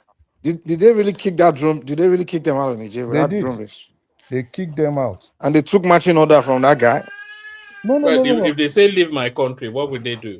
They say we No, they won't. left now. I always wonder. It looks like something of Africans are you So won't free. I don't know, man, yeah, because so they left, and Nigeria is kind of like, they are currently in Ghana now. So, but Nigeria is kind of like the closest place, because Nigeria is the only friendly across that region, from Mali to Niger, Burkina They Faso. also want to monitor that Sahel, Yeah, both for because the they are trying activities to. of yeah, the yeah. Chinese, They know what Russia is actually doing. Do you Yeah. know that in Burkina Faso, Russia is really on ground, boots on ground, fighting, helping those Burkina Faso guys? You know when they bombed Sokoto and then when they talking about coming to help us attack terrorists Nigeria and then they are focusing on Sokoto. I'm like, then I begin to look. Sokoto is so close to now Niamey, the capital of Niger Republic. So I'm like, you really is it that you are gonna get closer to the president of Niger, or is it about Niger or is it about Nigeria? Because I was thinking like if they really want to go after it will be Maiduguri and the Middle Belt where they are actually killing Christians. But then they will start focusing on Sokoto. I'm like, okay, maybe it might be about the Sahel country because the capital of Niger, Niamey, is very close to Sokoto. So Uh-huh. I don't know. So America, to me, I think America has an agenda, but how are we going to benefit from that agenda? That's my own major focus. Because prior to this time, those guys, it's not like we don't know where they are. And I like the way the chief of defense staff actually said it. Even the citizens themselves, and that's part of what these northerners do not really agree on, right? Because they know those people, they pray with them, they know them, they are in their domain. Look at what happened in Meduguri. They said even some of those that were injured were harbored on the village. Chief Larry, don't you get sick and tired of hearing this narrative? We know who they are. We know I where. know, No, no, even me, no. I'm so tired of it, man. See, Nigerians just say the If I same thing know see, who over why? and you are, over. where you are, so See, what's the problem? I don't see, understand. the Yeah, they keep problem saying we it. have They have been here. hearing this. We know who they are for the past That 10 means years, they and I'm don't just like, know. Yeah, okay, if you know because who it's they are, not what the really, heck? they No, know who they now, are. That no, means It's they not don't really. Mike know. is not like that. If you know, then you go after them. Now No, let me and you go after now, them. Haba. We know who Cause they are. We stop know who they telling are. us. It's not as straightforward as you are saying it, Mike. For 15 years. Mm-mm, it's not. That's why, as I said before here, they need an external body. And that external body will act like 70 or 60% independent of the Nigerian army. When I mean 70% or 60%, it's 60% working with them. But when it comes to acting, the 30% will be shielded away from them. That's the only way that thing can get done. They know them. Larry is right. They know them. They know who they are. They live with them. So they are After living all, with them. They are next to them. They can't put a bullet in their head. What's stopping them from shooting them? hold on. After all, Buhari said it. He said, "Who This is Nigeria propaganda. living with Boko Haram is Boko Haram. You cannot say go get them when the people who you are sending to go get them will be the ones to tell them to run away. It doesn't work that way now. When I tell you that Nigerian military is Boko Haram, you think I'm joking. You are telling me to go get them. So The Boko Haram is president will killing say, Boko catch Haram. them. If you know them, catch them. Take them. What are you waiting for? Get them. Who is going to get them? The same person who is committing the crime will go get the same person. It doesn't work that way now.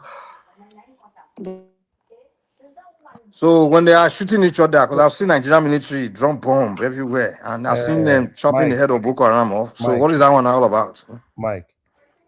That's why for me, if they really want to help the military, particularly the ones from the south, they should please help pull them out and leave the northerners with these guys.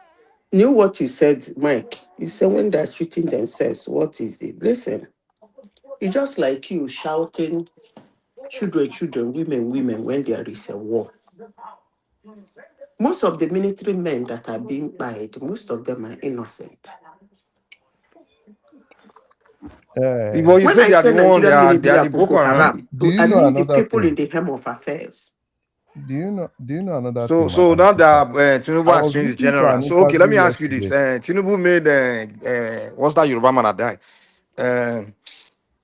One man help me out. Lagbaja. Olagbaja. Lagbaja. So Lagbaja is Boko Haram too. Of course, he is. Lagbaja is How? Boko Haram. Yes. Okay. How is Lagbaja Boko You are Haram? going too I far say now. he No, is. you are going too far now. This, How is Lagbaja Boko Haram? So I'm not sure. I'm not sure you guys are listening to what Zita is saying. They are trying to pin that down on minutia. What this Zita is saying, and I think a lot of people widely agree. There's a lot of sympathy towards the insurgency. Even I was listening to Prince Adewale Adebayo saying an anecdote along those lines. There's an embedded sympathy for the Boko Haram sort of insurgency within the Nigerian army. We've heard of them being rehabilitated into the system. We've heard of troops actually giving them information. We've heard of a lot of these things. A lot of them are anecdotes, but a lot of the foot officers as well, they are coming out to say the same thing. Even Goodluck Jonathan said the same thing, you know. Well, But they are yes. not. They are Because just talking. They are not showing us any kind of another thing, substantial. you I've see, always said that, prior that to this They time, are we've been talking just like talking normal about Nigerian talk every day. Now, we are not different from our leaders. They are lazy. They don't do any investigation. They don't do Okay. any. They Goodluck just give us. Jonathan They doesn't just put have information out of their Mike, house and feed it to us. That's what they do. Mike, what do Goodluck you Jonathan call doesn't have the intelligence. substantial when a military man, maybe you are not used to the military. If you are used to the military, you don't even need me to say that they're Boko Haram. You will know that they're Boko Haram. Because decisions on attack, such attacks, is only taken by one person in the military. It's not a round table something you see, okay, we Is it got not it the for. same insurgency that's Hold going on on in now, let me Niger, finish. Now all you're over the attacking the Sahel? So it's insurgent. Nigerian army that's responsible for I all of beg, I that. know they discuss.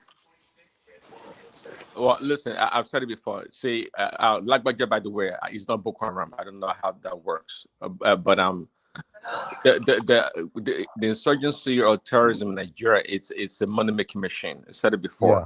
yeah. See, the army is not in power anymore. I don't know if they have the interest to come back in power, but nonetheless, they found a way. Like the corrupt politicians also, Emefiele is stealing freaking billions. Okay, you think the army officers they're stupid? They're not stupid.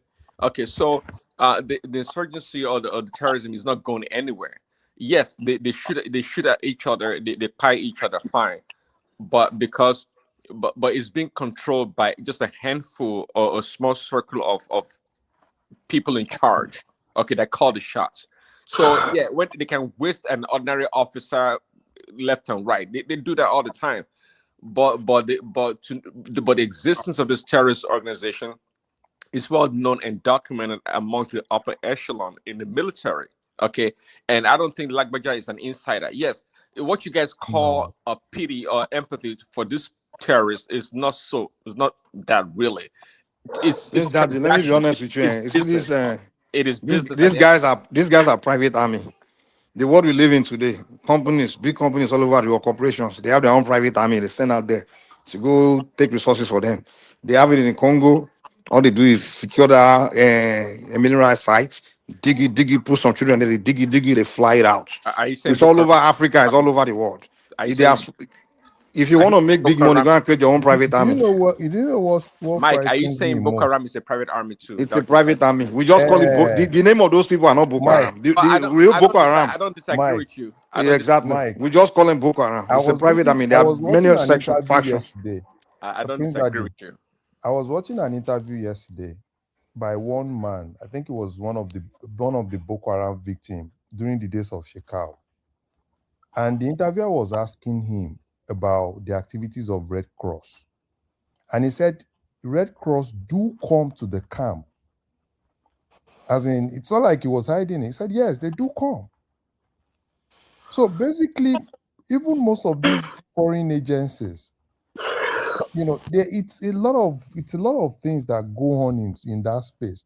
The only problem, right, for me, with the North, it's those guys are being hypnotized, by religion. They feel, you see this issue of, it's my brother, right? My brother in Islam and all those things. Because at the end of the day, that's where the genesis of the problem is. That's not true. Hassan was here the other day and I asked him a question. Hold on, wait. Hassan himself said the people, they are the one even fighting Boko Haram like Nigerian in my degree. No, see. So this idea that my brother, that thing is not true. Nobody is doing my brother when one guys massacring their women and their come on. Thing. That's what they tell you from outside. How do you know? That is what they tell you from outside. I know because I'm also a Muslim. I know what is happening there. So you two are doing my brother then? See, let me tell you. You say because you are a Muslim too. So are you calling them your brother? So are you doing my brother with them? Besides that, I've lived in the North.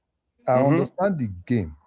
So I live in the North too. Telling you, see, let me tell you Mike, something. let's hear him now. Every of them from Bello Toji, do you think they don't know where Bello Toji is? Do you think they don't know where all his boys are? How do you know they know? They know. Okay, let me tell you. Let me give you an instance. In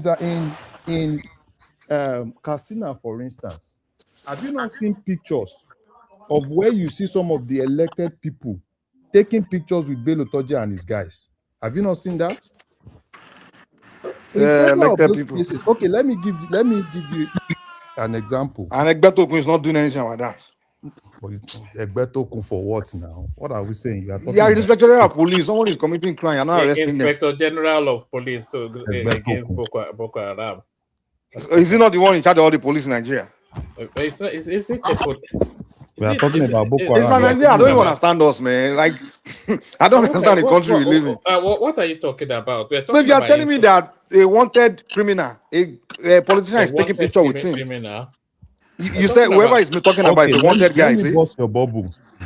How about the agreement that Katsina State signed with, if not until probably Showore and all of them busted the whole thing, releasing some of the criminals, some of those in prison, some of the Boko Haram in prison. Did you hear about that? Boko Haram, would they be federal prisoners? Yeah, did you hear that time, right? Or you didn't? Hold on. I'm trying to a Boko Haram suspect with federal criminals. They'll be in federal prison, right? But you know that governors have a way of pardoning. Governor will go and release prisoner from federal prison. You don't do anything. When I listen to Nigerian conversation, it's like I'm like, what am I listening to? I get confused. I mean, if everything you guys are telling me is true, all these things, then I blame the president. Hold on. Sometimes when I listen to you talk as though you are not a Nigerian or you Nigerian show you Photoshop propaganda, so I don't know what to believe. Forget what to believe or not to believe. So it's even propaganda in that country. I don't even know what to believe. Forget propaganda now. You grew up within the same system, so you didn't grow up outside of that system, and you talk about the Nigerian system. Which other system? Which is propaganda system? Everything, you don't even know what is left, what is green or black Sometimes anymore. when people listen to you, it's like you're from the outside looking in and you don't I know how know the now, country and I'm works. telling you, Nigeria.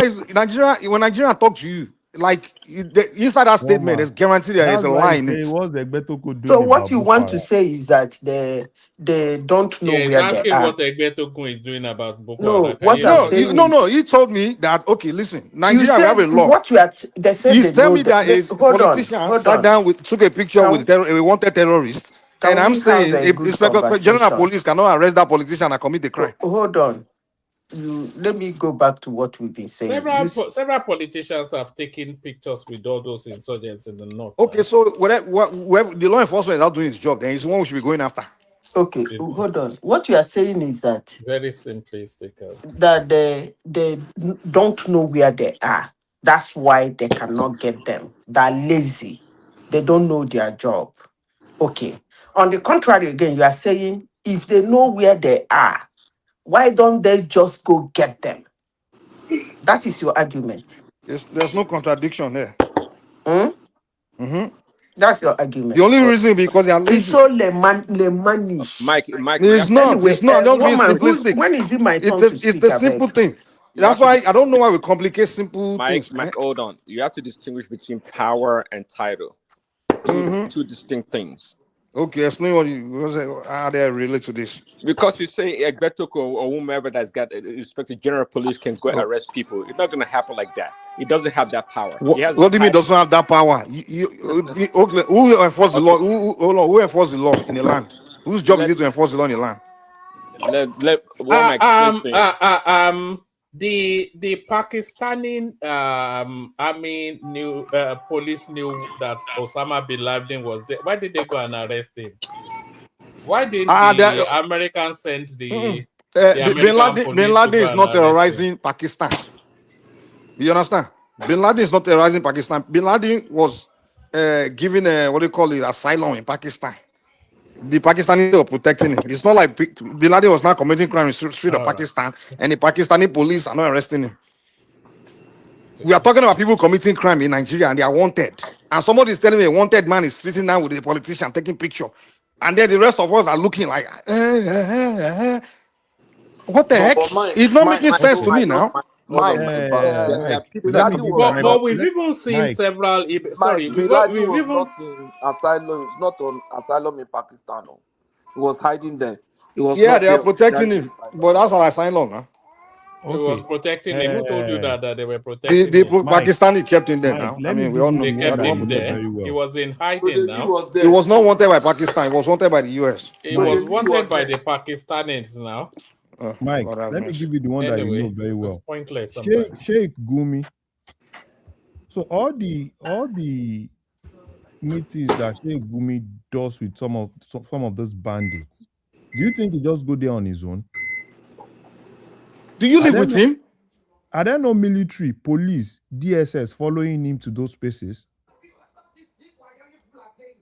Or you think he just wake up and just go to those Well, places on his own? At well, every but wait, at every of those meetings, go and check all the videos. You will see you will see army there. You will see police there. You will see DSS there. and my friend, Even Gumi said it in a recent, as early as last week in an interview he did. Now I can go and bring it up. and what I'm telling you guys is, if this is the case, then what is the head of states, the head of law enforcement, people that should be enforcing law? Why are they not doing any? Those are the people we should be going after instead of sitting here just looking. Mike, you're funny. I got please that you live in the United States, right? Marco, what's they call it? We're looking for a wanted man in America. He's not hanging Mhm. somewhere. A sheriff is now with him, and then we still declare wanted. Prince Daddy, won't the American people be asking that sheriff? Okay, what the hell is going on here? This is not hard enough. But Nigerian people were not even. It's like we say all these accusations. I'm like, okay, what the way are we supposed to be doing? Are we not supposed to be holding people that are responsible to do their job? They're not doing their job. Rather, we'll be pointing finger at one tribe. Oh, these people, that people, there are people that should be doing their job. They're not doing their job. That's my whole argument here. I'm not saying you guys are wrong that some these things I are not hear you. How are happening. you sure that? I'm How are not you telling you sure? that these things you guys are saying may not be happening. But what I'm saying is that's not what we should be talking about. We should be holding people at tax. That's we doing their job. And if these are Yoruba people not doing their job, then these are the people I'll be going after. If you are the head of police, hold on, the head of army is a Yoruba man, the head of police is a Yoruba man, and some Gumi or some people are breaking the law and you're not doing anything. Well, it's not as straight line The as you make president it is not straight, really. it's not To as enforce law is not straight. Come on now. it's not as linear as you make it sound to be. See, we live in a multi-ethnic society. Okay, you're not gonna freaking get up and go grab some northerner that you say is a criminal. What the hell are you talking about, man? A criminal? Why? I'm talking the hell. Yeah, that's why nothing's. So when we want to grab Nnamdi Kanu, what the hell do we think twice? Exactly to the point. We didn't say ethnic. There's no excuse that there's ethnic. Kanu has no agency to that degree. You just made my point right there. They can grab Nnamdi Kanu, Samuel Ekpa, and those people. But you can't freaking wake up and go grab a northerner that's well connected. It doesn't work like that. You can't go and connected with what? With who? Just like it happened here in America. Do you know Epstein? This Jeff Epstein, right? This guy, Jeffrey Epstein. When they arrested him in Florida, when they're about to throw the books on at him, right? That some people came from intelligence and said, "Hey, they told Acosta that it used to be the AG back then. They told him, hey, this guy is our guy, is one of us. And guess what? You are talking about case of sex offender, all those kind of crap. That's mine. Come on, man. We that kind of thing can get away.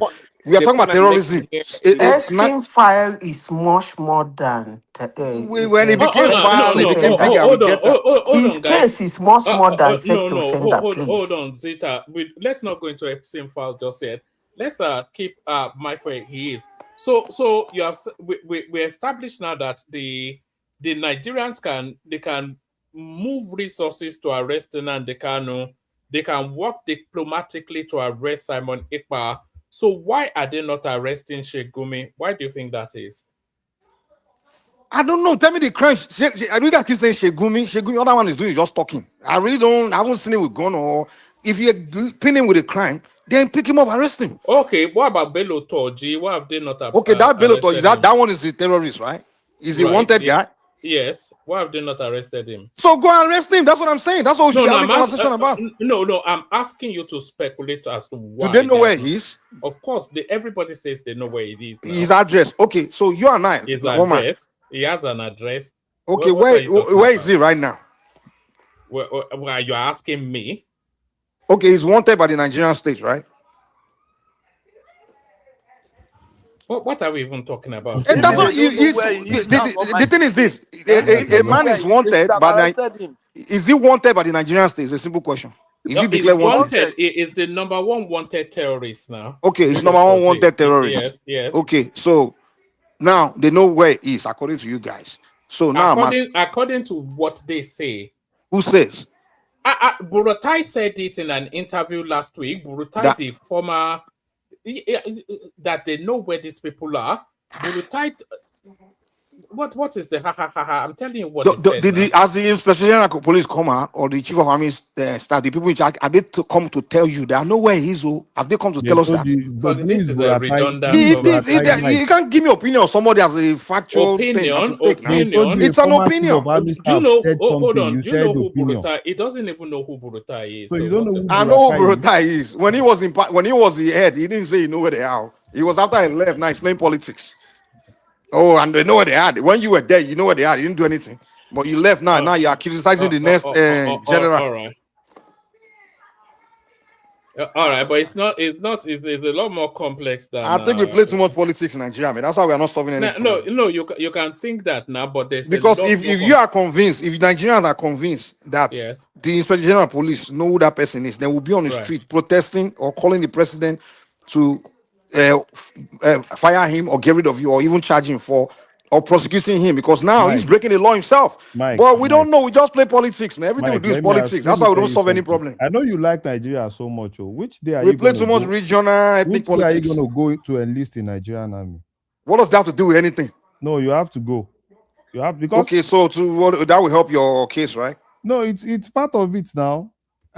Because you said they are not doing the job, at least so that you can go get them. That's what. No. The people in charge. He's not a soldier. No, I mean you can be in charge. I'm talking about people responsible to enforce the law. You can still be. You are telling me. You are telling me that they know where they are.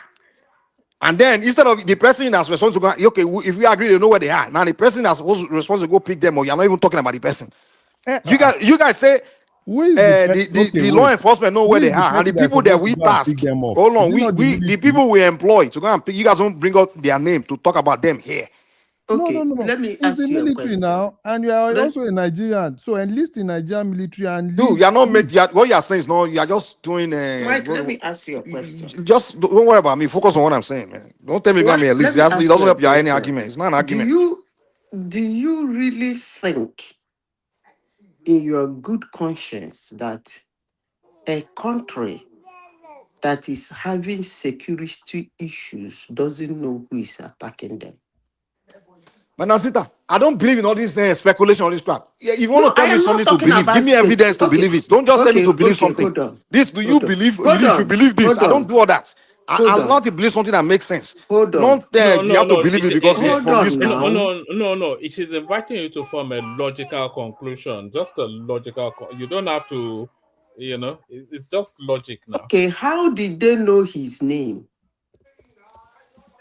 They probably heard it from you online and they followed it because a lot of these. So they hear the name of the security people don't have the wherewithal to know the name of the guy. So, but the people outside of Nigeria, Nigerians in the street know more than the security people. So they are the one that told the security people their names.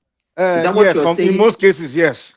In most Okay, cases, no let me tell you problem. what goes on in Nigeria. People in So the important positions. thing is that you shouldn't be complaining because according This to you, they're no. lazy, they're not doing their job, Manatita, they what don't I've know noticed in Nigeria. anything. So be it. Yes, in everybody in Nigeria is lazy. From the airport to the every people that work government, they're all there just to embezzle. No one is doing their job. Even the police, they're not doing they're not doing that. Everybody's just there to enjoy the ride of having a job and collect salary and collect bribery. No, is the level of corruption. Everybody's there to just make money. That's it. That's the system of Nigeria for you. And most of them, No country that is not when we go to corrupt. them to tell us what's going on, they will just tell you what they hear There online. is no country on earth that is not corrupt. I don't even know Yeah, what but you're talking about. no. Corrupt. There's a difference between corrupt and also not there to do anything. It's only there to be just to be corrupt. That's it. In Okay. many countries, yeah, people know they have to do their Um. job. They get job done, but they still steal or do whatever. But in Nigeria, everybody, in fact, most people that got a job through government or anything, it was through connection, and that's the only reason they got the job and they went for the job is to get there and go and get their own share of the cake. That's what Nigeria is for you. That country, every time I go there, I see it. I see it. No one is there to get things done or do anything. It's not a country where anyone is there to go and do anything. That's why when they enter there, who they appoint is usually somebody from the same old circle. Oh, it's don't forget me, it's my me that will get in that position. Oh, they just appoint the same old people. They're not there to get anything done. No one is doing job. That's why when we go to them to tell us what's going on, they will just repeat what somebody said online. I'll see politicians and tell us something like, dude, Mike. where's the fact? Are you seeing Mike. this based on Let me fact? let me Oh let me yeah, ask it you a is question. this. Let me ask you a question. So, if someone from the presidency tells you that the military know where the bandits are, will you believe? Dude, I just say Nigerians. If No. any I'm Nigerian is not what tell saying me good Nigerians morning, I have now. to go outside to look I'm at the telling you watch. from the I presidency. don't believe any Nigerian. No, I'm not saying any Nigerian. I'm telling you from the presidency. If the presidency tells you that the military knows where the bandits are, will you believe that? If if the president himself tell me that No. the hold on, wait. If the president himself tell me The that president himself, he said the presidency. who's the presidency? You have to tell me, give me a specific thing. Okay, Don't start giving me the this presidency presidential crap. let's say this Who is presidential the spokesperson presidency? tells you that the Mhm. military know where the bandits are, but they do not want to go to them because of civilian casualty. Will you believe that? Now we're asking, is this statement based on files? Is this just speculation? No. I will ask him because there's context to what people Well, say. no, He himself, you I will ask him, are you suspecting that they know where they are?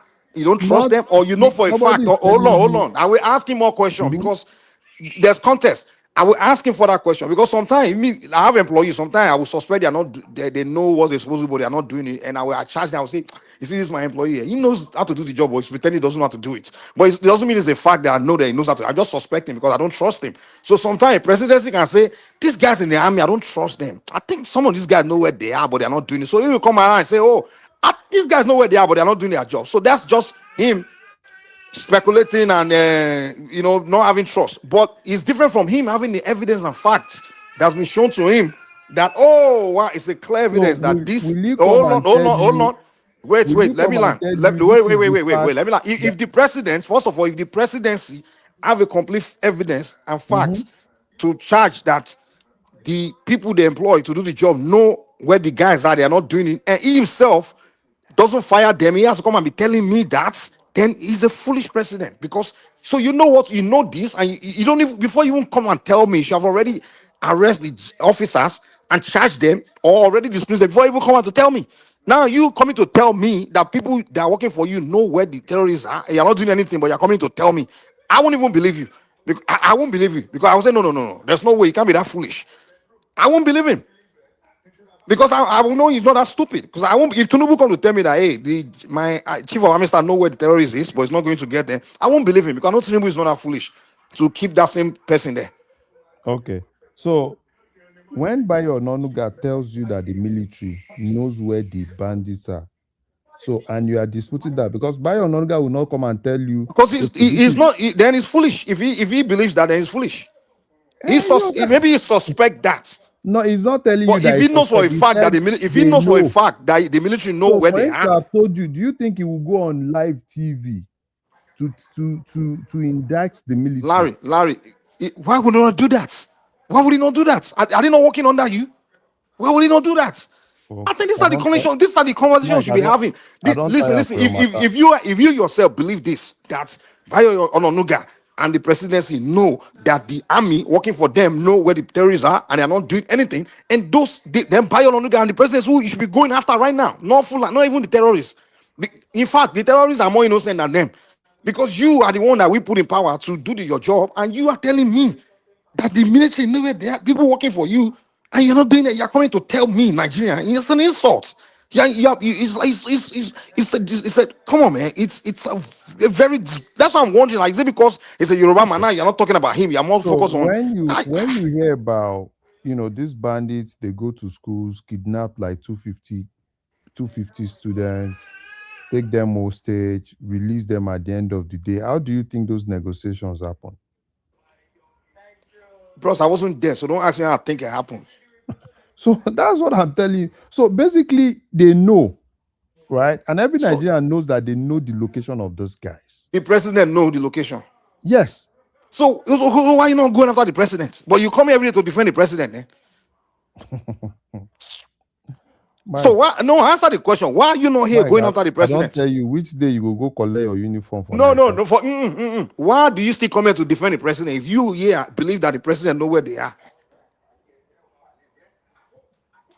But you rather go after Fulani people or the Hausa people. See, that's the problem we have in Nigeria. Mike, I don't tire. We don't you see the way we talk, we don't understand. It's like we just have conversation based on sentiment and bias. We don't want to hold who should be held accountable for something. We just want to we want to point finger to whoever we don't like or blame who we don't like. But when we should be focusing on who's supposed to be what, who should take which portion of which blame.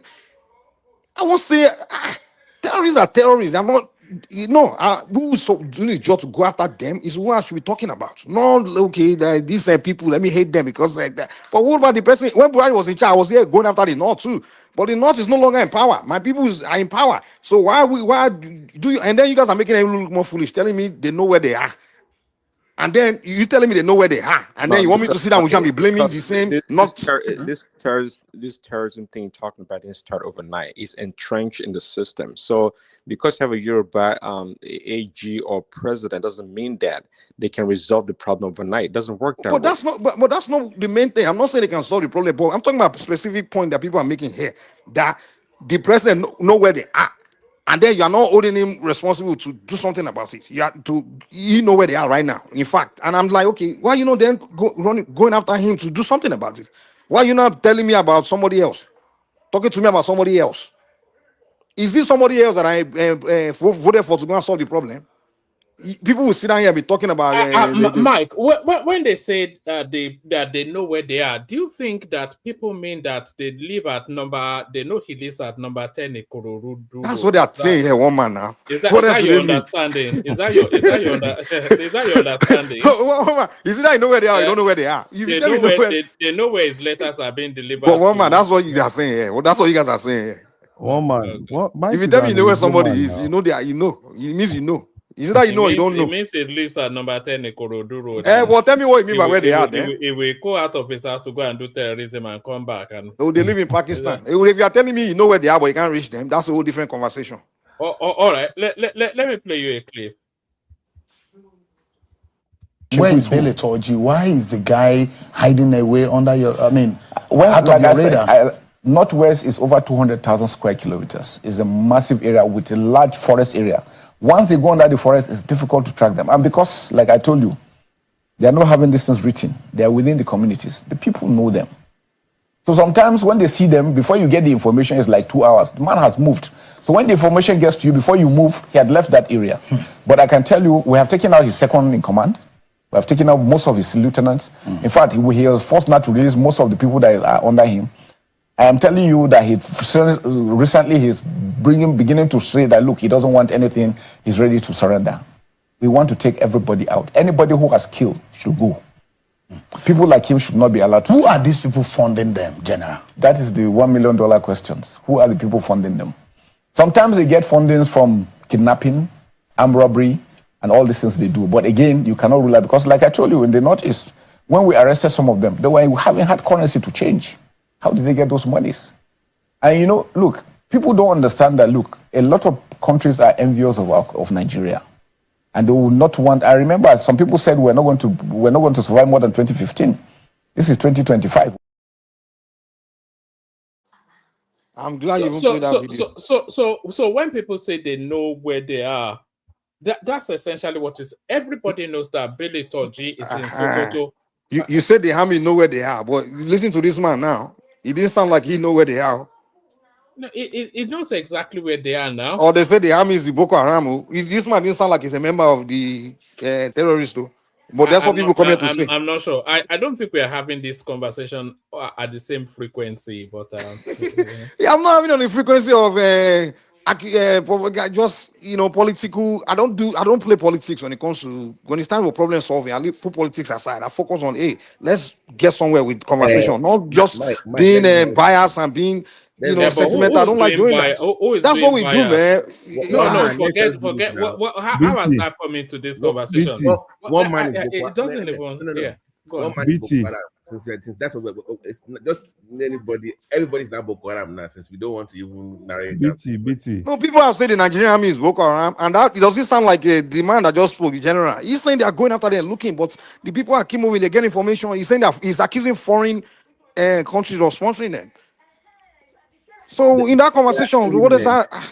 There are elements in the military that kind of have sympathy to Boko Haram, but you can't label the whole system. No, that's what that statement means. Like, it doesn't mean the entire. When they say the Nigerian army is Boko Haram, sometimes you have to understand the nuance of what's being said. It's like people are listening to conversation on a literal surface level. When the other woman, we have to be careful the way we talk. Do you know how many foreigners are listening to us? Non-Nigerians are listening to us. Yes. Do you know how many non-Nigerians are listening to us? No, it depends. Look, if people are listening at a particular frequency, no matter how we speak, that's how they will understand it. I think intelligent people understand on conversations in nuance. Well, how many people not on the surface? So this is only for intelligent people. Do you know 80% of human beings are not intelligent? So do you know like 80% of your audience? That's why we get very few views. We don't get the dummies cannot understand us. So if you try to have conversation expecting that only a genius, it's only for a genius to understand, you're creating danger. Because that's how the population become confused and become the army is infiltrated. Hateful. When people that's how we promote hate. Because we say things and then the less intelligent people will take it the wrong way and they begin to hate other people. So we have to be careful how we just talk. In fact, many non-Nigerians, because I've been on non-Nigerian platform. Oh, I know me, I always go on non-Nigerian platform. And most of the things those guys will say, those Kenyans and all those non-Nigerians, I will be like, God, then they will say some ridiculous things. And they will be trying to tell me, is it true? Is it true? Because that's all like they heard from Nigerians. I'm like, no, that's not what the Nigerians are trying to say. But you just took it out of context. And I'll be trying to like now break it down to them. They don't, because they listen to you guys and they think what you guys are saying is just literal.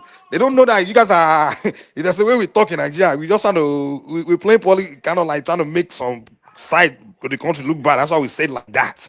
And we're playing, this jab at other ethnic group, but they don't No, get that. I They don't just even think, but you don't get it as well, though. I You know I don't get get it. I it. got No, you don't really, but we have to what don't I agree get, to woman? this. What don't I get? No, you think people are throwing ethnic jabs and whatnot. You have to listen. When Zita is saying the Nigerian army is Boko Haram, that's not to say every soldier in a jackboot is Boko Haram.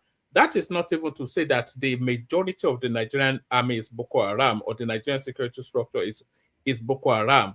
What she is saying, and I think this is the widely understood perception, what she is saying is that the level of infiltration of insurgency sympathy within the Nigerian army is as such that the army might as well be Boko Haram. That is really what that means. It's the nuance, isn't it?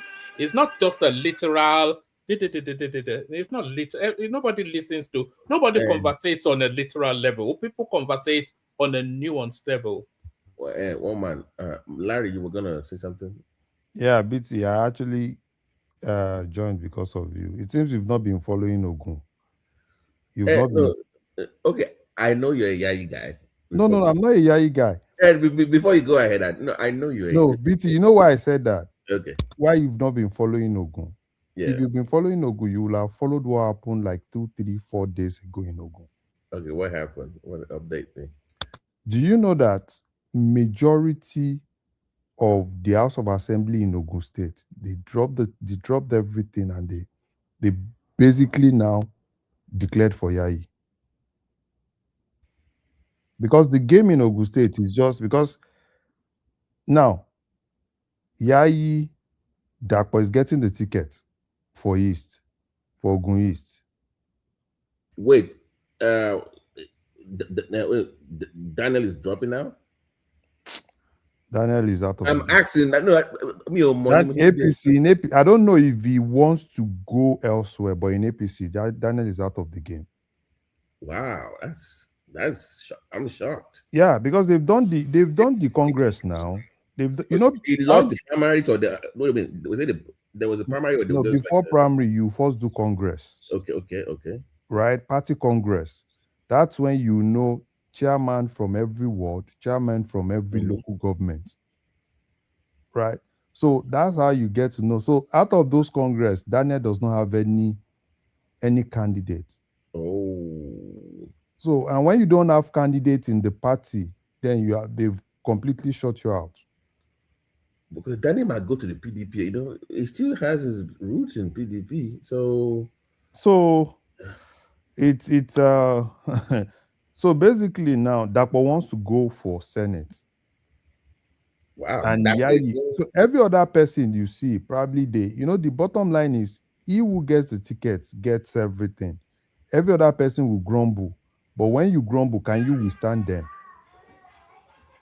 Larry, I'm not against I'm just saying that I don't like the way it's been moving with. No. Another one. Let me give you another one. Do you know that the Yewa traditional rulers went to Ogun East? Or to help him out with okay. Yeah.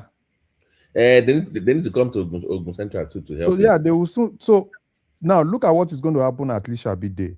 That's when you see the game of politics. Have you been following Lishabi Day? I saw the Egba Day, I've not been following. Not this year, I'm not. No. Lishabi Day is coming I think it's in like 2, 3 in the next 1 week. I don't know the exact dates. That's when you see this. So all of them. So the problem of Ogun West now is who is going to get the senatorial ticket. Because there's Akinlade, GNI too is kind of like interested. But the way it is, it's a little bit dicey. What about this girl? She's awfully quiet now. Deputy is from Yewa now. No. Deputy, Yaya has benched the deputy. No. The deputy, current deputy, I'm saying. Yes, now. Yaya benched the deputy now. You know in no, she's vocal, active. I don't know. No, she's vocal. They collected the structure from her. Oh, okay. So the structure of Ado daughter. So they collected the structure from her. So the current chairman, APC chairman in Ado daughter, is not the deputy's person. So the deputy wanted to replace that person. So, but Yaya and the likes, I don't know how they did it. They returned that guy. So there was. So if Yaya runs, where do you think you should pick the deputy from? No, now if Yaya runs, so basically the deputy I'm saying is going to come from Central. Man, you're getting shafted again. So it's going to come from. It's not all about Ijebu. It's all about senatorial district. No, I know. But so Ijebu and Remo, whatever it is, we see them as one, not two. Okay, but they see you as one too now. No, that's them now. So see the hypocrisy here. That's them now.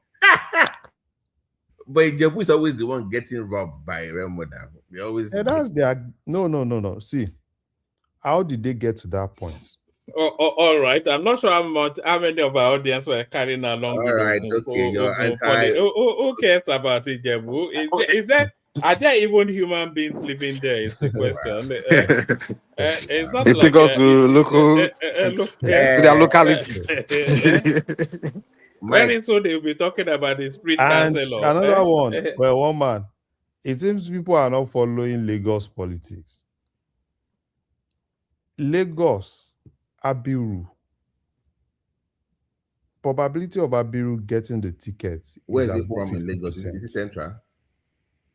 No, Abiru is from I think Lagos East. It's from Lagos East. Lagos East. Is it Muslim? Abiru. Tokumbo Abiru. Okay. So okay. So probability of him getting it is above 50. So I've seen people talk about Ambode. How will Ambode get it? But it's not a worry now. But one man, forget about it's not a worry, it's not this thing. Everybody now is looking for where exactly is Baba talking. Who is talking about worry? All those are worried, Lagos for Lagos. They will cry and cry. They will go to another party now, not APC now. Do you think APC is all about worry or is Ijebu is this? Lagos is not all about that one now. Lagos APC is all about but why would they donate to Lagos Lagos East? That is why I'm telling you, they know what they are doing. Yeah, but what do you think they are doing? Abiru is coming. The natural successor for Tinubu, for Sanwo-Olu is Hamzat. No, but Hamzat. Okay, wait. Larry. Have you even seen Hamzat tell you that he's contesting? Hold on now, Larry. He's the deputy governor now. Of course, he wants to contest. What zone is Sanwo-Olu from? Is it Lagos West, right? No, I think Sanwo-Olu is from East now. It's East. Where is Sanwo-Olu from? Sanwo-Olu is from this Ekpe side. Which one is Ekpe? This is Ekpe side now. Ekpe is East now. So how can you go to the East again? I don't know. Me, I shall know that Abiru is coming. No. That will make sense. No, Mama, see, BT, you know Lagos APC. Now, Lagos APC is different from Lagos, so don't put it together. Lagos APC currently, everything in Lagos APC is waiting for that man to tell them. Everybody now, even the leaders, all these GAC, all of them, nobody wants to identify with anybody. Because everybody is just still waiting for that direction. I thought Muri's name popped up a while back. No, Muri. I don't really see Muri. I don't really see Muri getting it. Sanwo-Olu is from Lagos West. Oh well, okay. So okay. So East, okay. It makes sense. That makes No, sense. I don't see Mori getting it. I see more of Abiru. I think Benson too is trying to, but no, Benson is no, I see more of Abiru because Abiru is also Tinubu's boy. So I see more of Abiru, and Abiru is also smart chartered accountant. Is it conservative or is it just to liberal from? Is it one of those liberal? You won't know now. You won't know now. During the man for everybody. I don't want that kind of. But if you don't do it, you can't do ATS in Lagos now. Nabati, we don't need a liberal governor, Abi. Yeah, we need phone call private. That nonsense. Lagos seems to be pushing for an ethnic jingoist as a governor now.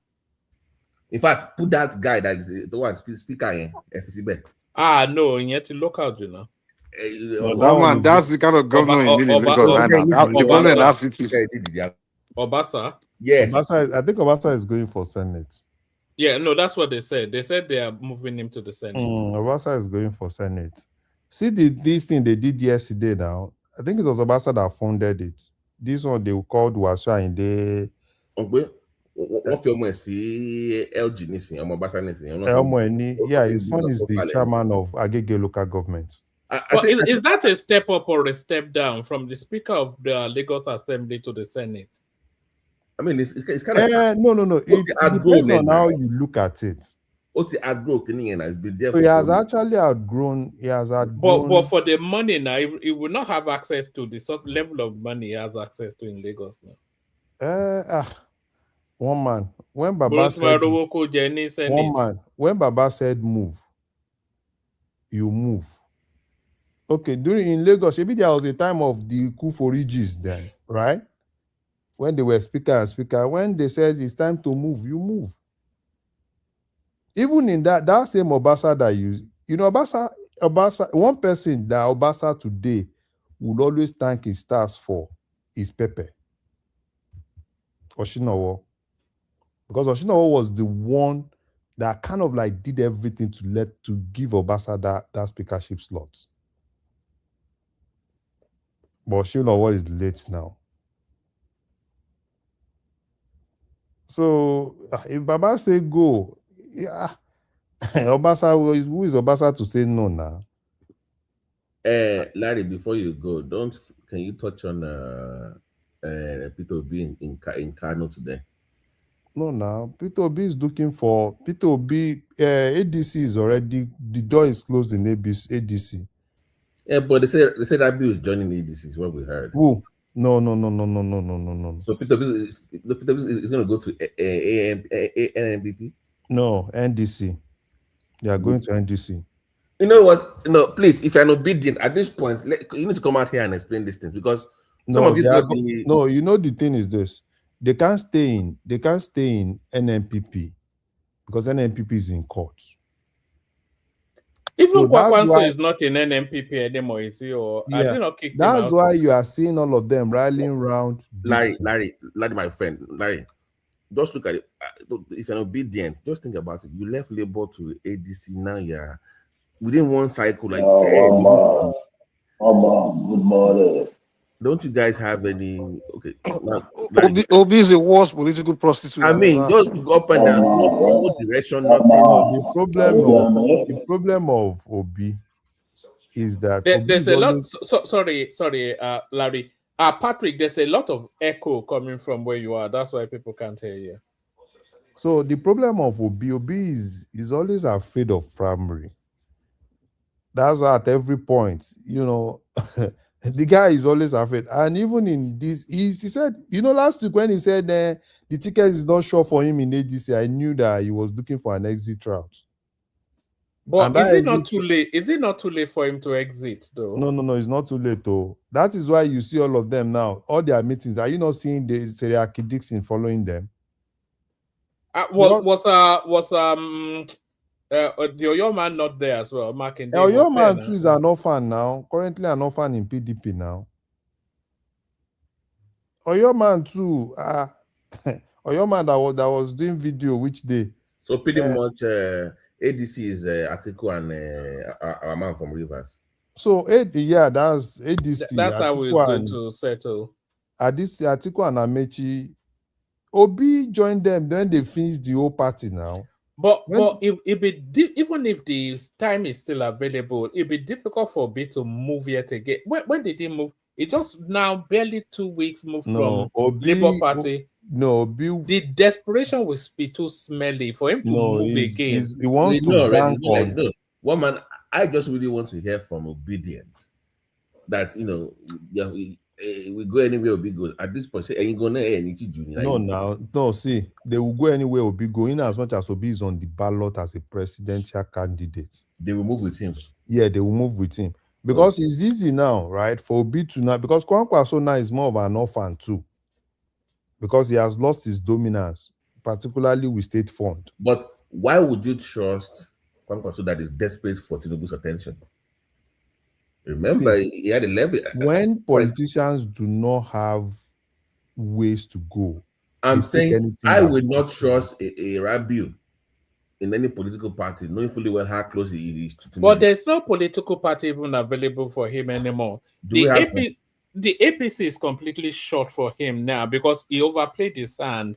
And now that they have the state governor, they don't even care about him anymore. But the ADC also, there's no real window for him. I was asking Larry because Larry mentioned the party earlier. Was it NDC? So the thing is this: there's still somebody that is blowing the whole thing. That is really Obasanjo is the one behind these. Obi, I'm asking about the name of the political party you mentioned earlier. NDC now. NDC. It was NDC. Okay. NDC. Yeah, that's where Seriaki Dixon is now. Oh, the guy from Bayelsa. Bayelsa, yeah. That's why you see that the meetings. Have you not seen them? That is always in their meetings now. Because that's the only party that that's what I see, right? NDC, they will leave NMPP. Obi will leave, carry his obedience, everything. They will go and join Seriaki. There's a window for them to leave. There's a court judgment that is likely to nullify the article faction of the ADC.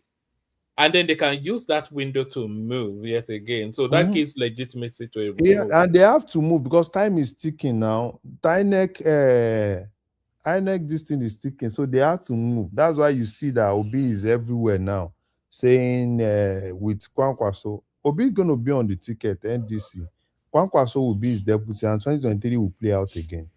Wait, which party you think? You say NDC? NDC, yeah. Which one is NDC? This party that's Can anybody guarantee that Atiku will not run in 2031? Atiku will run in ADC until he dies now. Which party is NDC, sir? I said 2031. This Bayelsa senator. What does this stand for? What's NDC? Nigerian Looters Coalition. every single party in Nigeria is Nigerian Looters Coalition. What is NDC? Mike, what is NDC? Ask yourself, what is Nigeria? What is the meaning of Nigeria? This is only talk. Yeah, you think you're making sense? Mike, you ask what is ADC? I ask you, what is Nigeria? One man, this Patrick. So you went to school, you didn't teach you that in school. One man,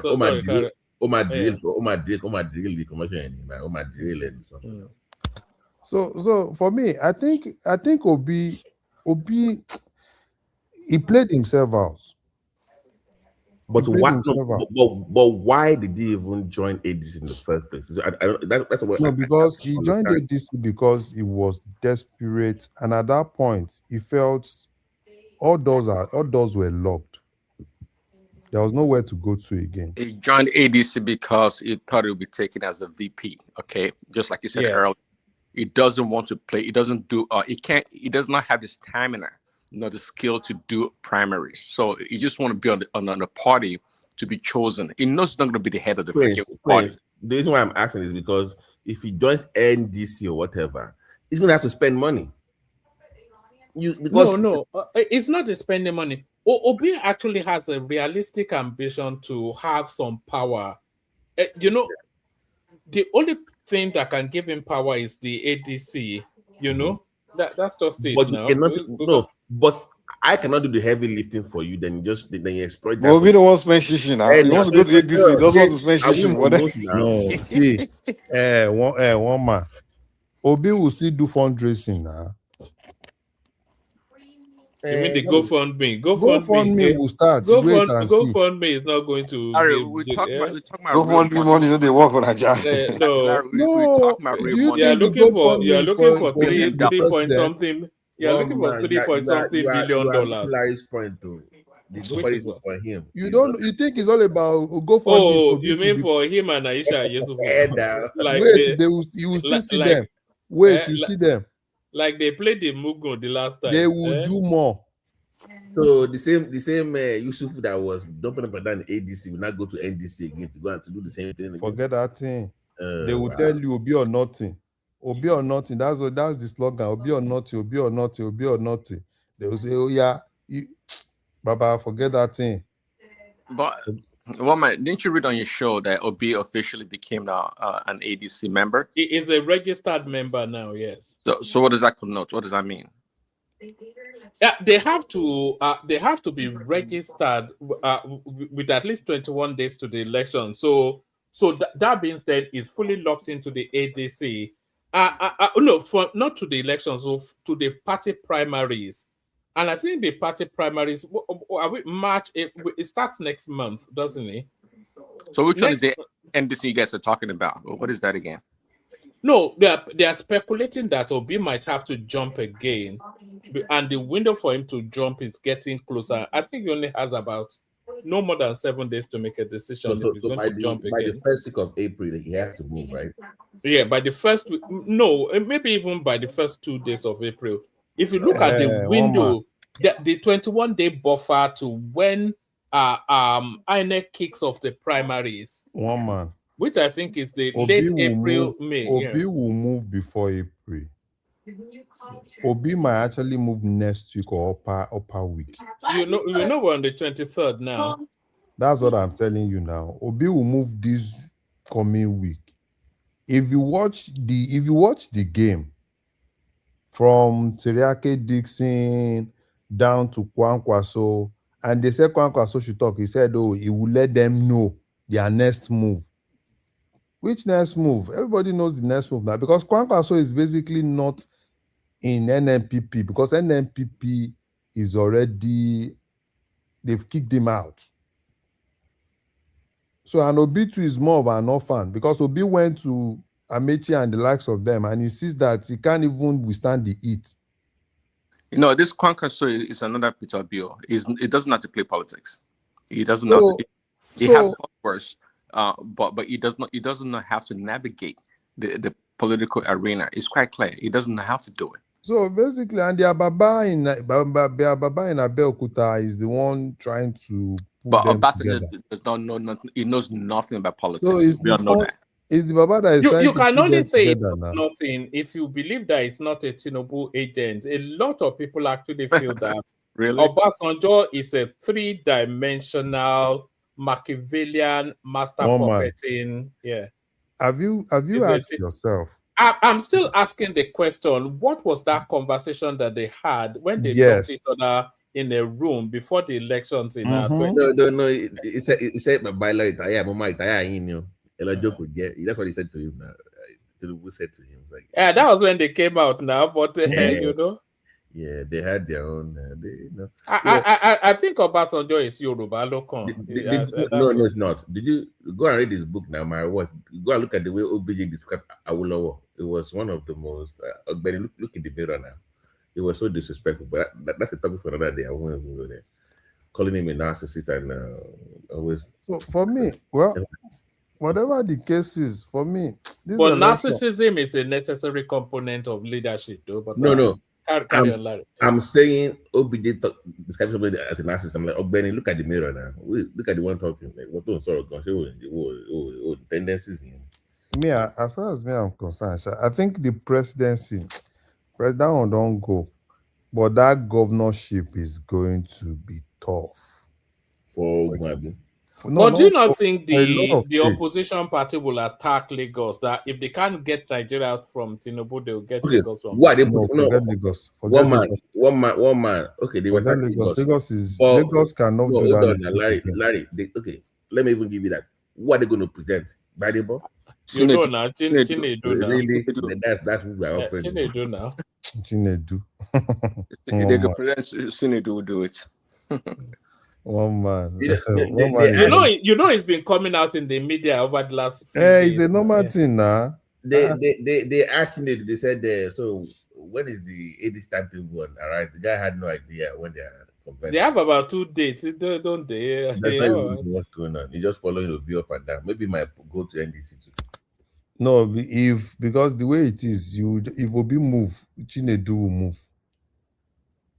Yes, if Obi move definitely. to another place, immediately Chinedu will move.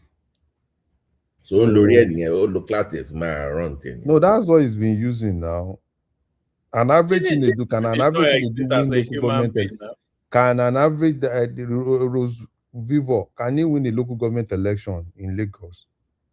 Do you remember when he was running for rep? That was when we discovered his name. Now, when he said his name was Chinedu. Yeah. So you can, but for me, well, whatever the case is, everybody should just do well, Sha. Everybody should just do well, because this issue of governors coming to APC, taking over the structure, that thing, that APC will still blast. Yes, after the elections, APC will be an ugliness. I think it will be maybe around the 30 would be, because when Tinubu is ready to hand over to somebody, that's when you see the implosion. No, I think they'll start fighting immediately after the elections, because people have to have positions to build towards that 2031. So, like for instance, Bala Mohammed now, if he goes now, he's saying he's not going anymore. But if he goes, then it'll be so heavy. Kwakwanso, Shetima and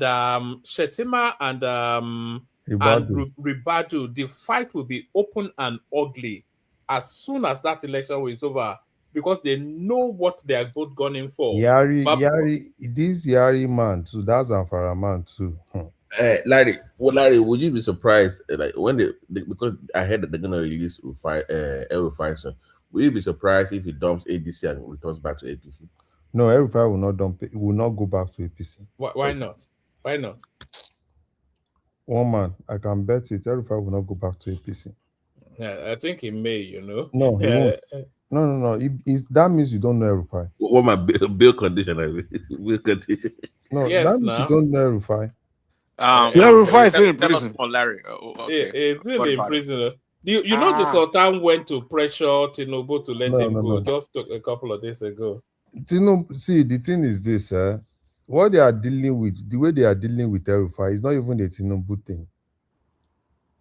El-Rufai will just be, even if he comes out, he won't get himself till the election. No? He will move from court to court. That's what they will just do.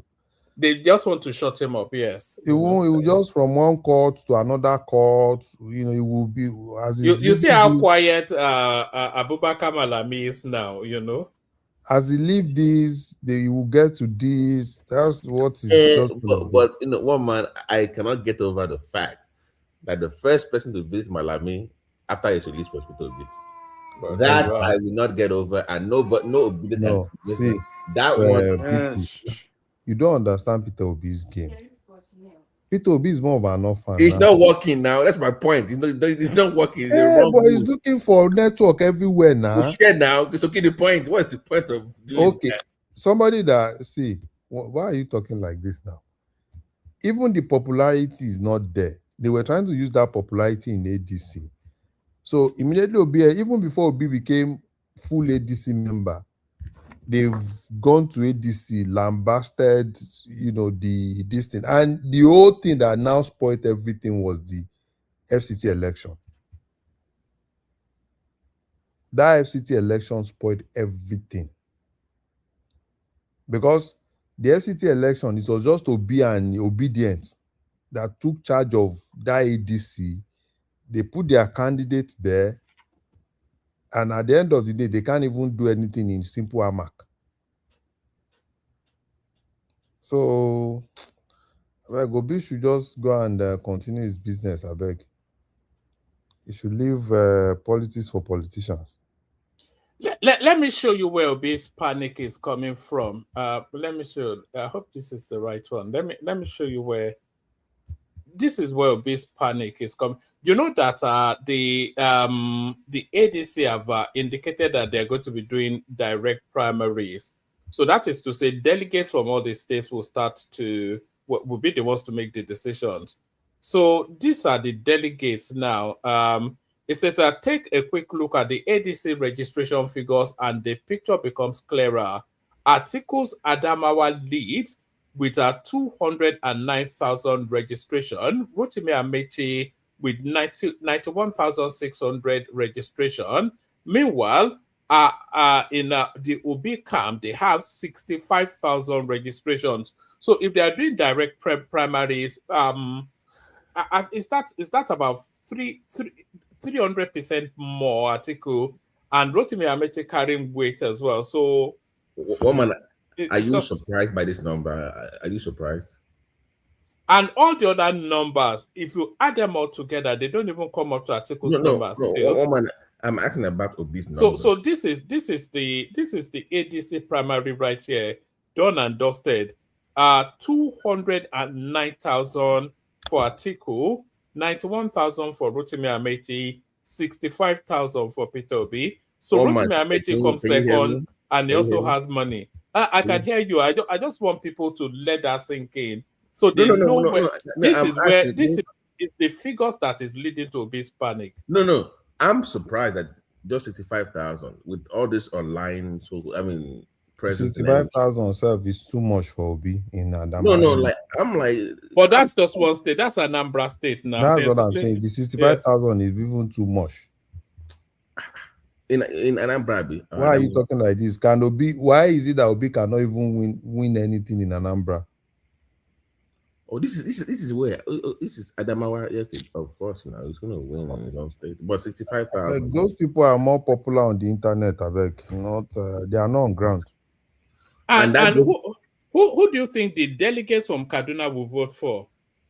Well, those people are not on ground. And that's 170,000. The ones in Kano, 122,000. Atiku will take that that ADC ticket without even getting out of bed. Yeah, that's a fact. These are the numbers. These are the numbers. Yeah, that's what Obi is saying. Oh man, you are wicked. No, Zita, I will send you these numbers. They are they are doing direct primaries, which is to say all the registered members get to vote. There's close to 1 million votes already for article here. 209,000 Adamawa, 170,000 Kaduna, 122,000 Kano, 115,000 Gombe. You know, so that's it. You know, I always say if Obi is going to ADC, they don't guarantee. And then 65,000 in Anambra. What's the Enugu one? Why the hell will he go to ADC? How many votes for Anambra?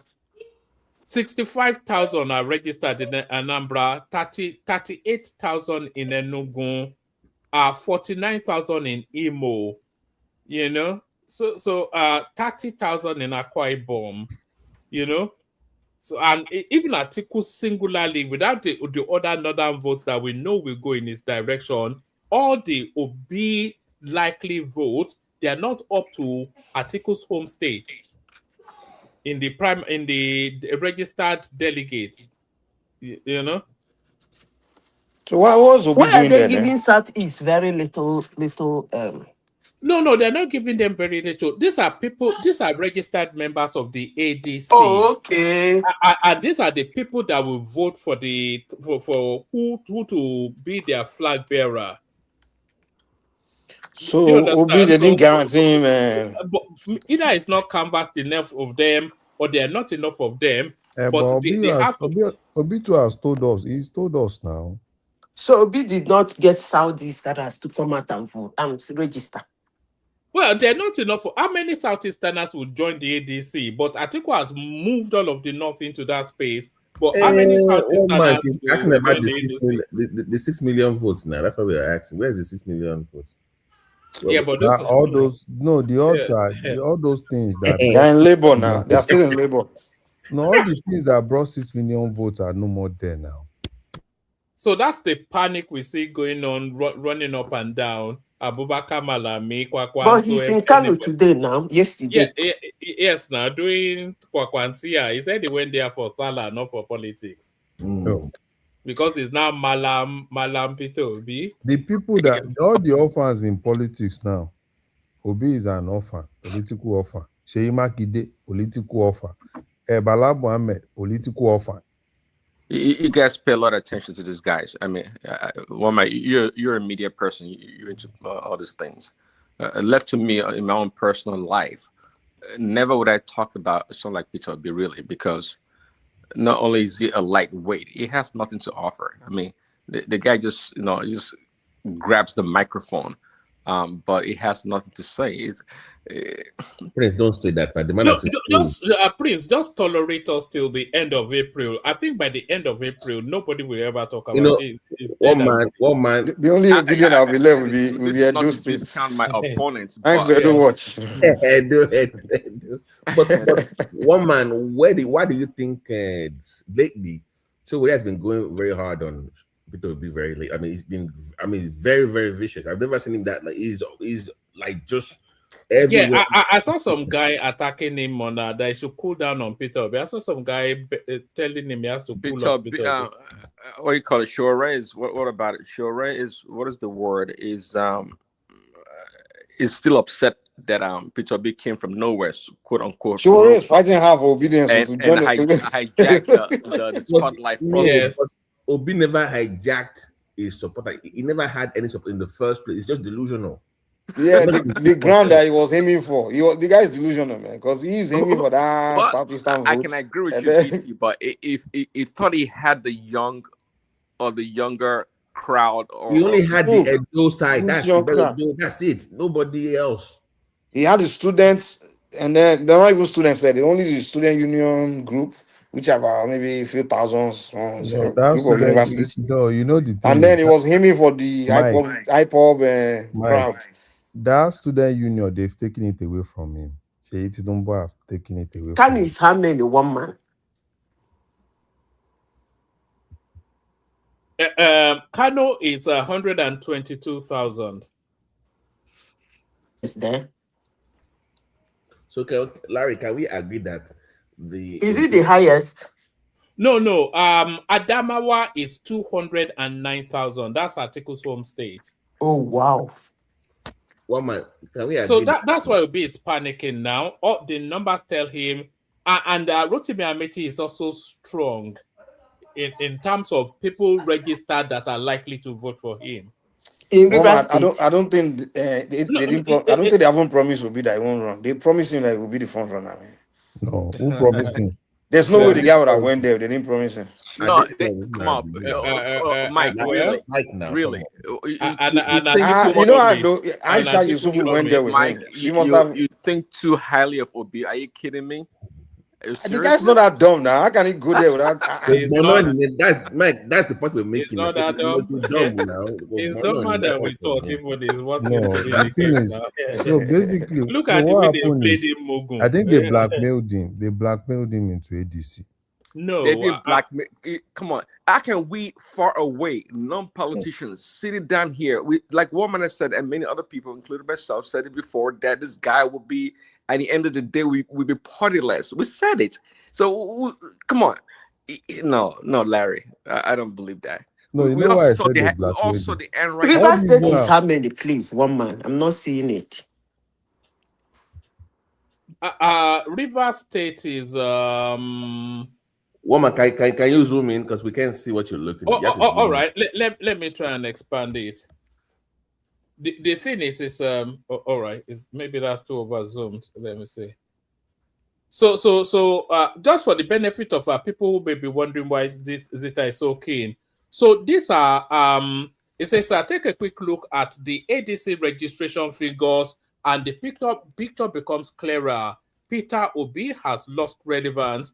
Atiku Abubakar's Adamawa leads with 209,000 registration. Rotimi Amechi's River State, 91,600. Meanwhile, Anambra State, that is widely seen as Obi's stronghold, trails with 65,000 approximately. So why are these figures important? So these are people registered with the ADC. So these are not the INEC anything. No, these are internal ADC affairs. So these are registered people with the ADC. So why are they important? The ADC is doing direct primary. So which is to say every single member gets to vote as to who becomes the flag bearer of that party. So and they are going to use the registered members, of course, to do that. So when you look at the figures of the people registered at that for that party, then it tells you all you need to know.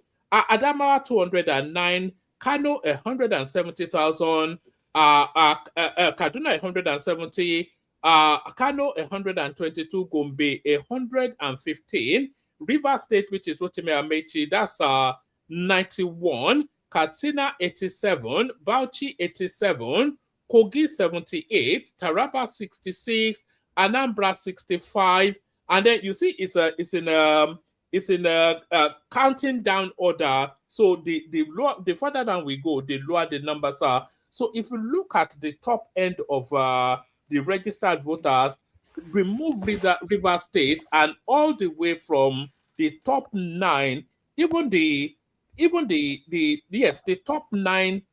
If you look at the top 11, all of them minus Anambra and River State, they all go to Atiku.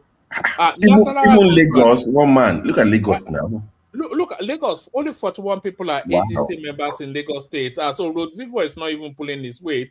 But these are the people that are going to vote for who the flag bearers are. And if you look at all the figures, they are in the north. So that's why Obi is panicking. No, one man. I don't even know why this is a surprise to you people. Of course not. Shebi una say Igbo people love Obi. And they want him at all costs. They do, but this is the kind that Obi should have worked. Obi is a lazy man. This is actually the problem I have with this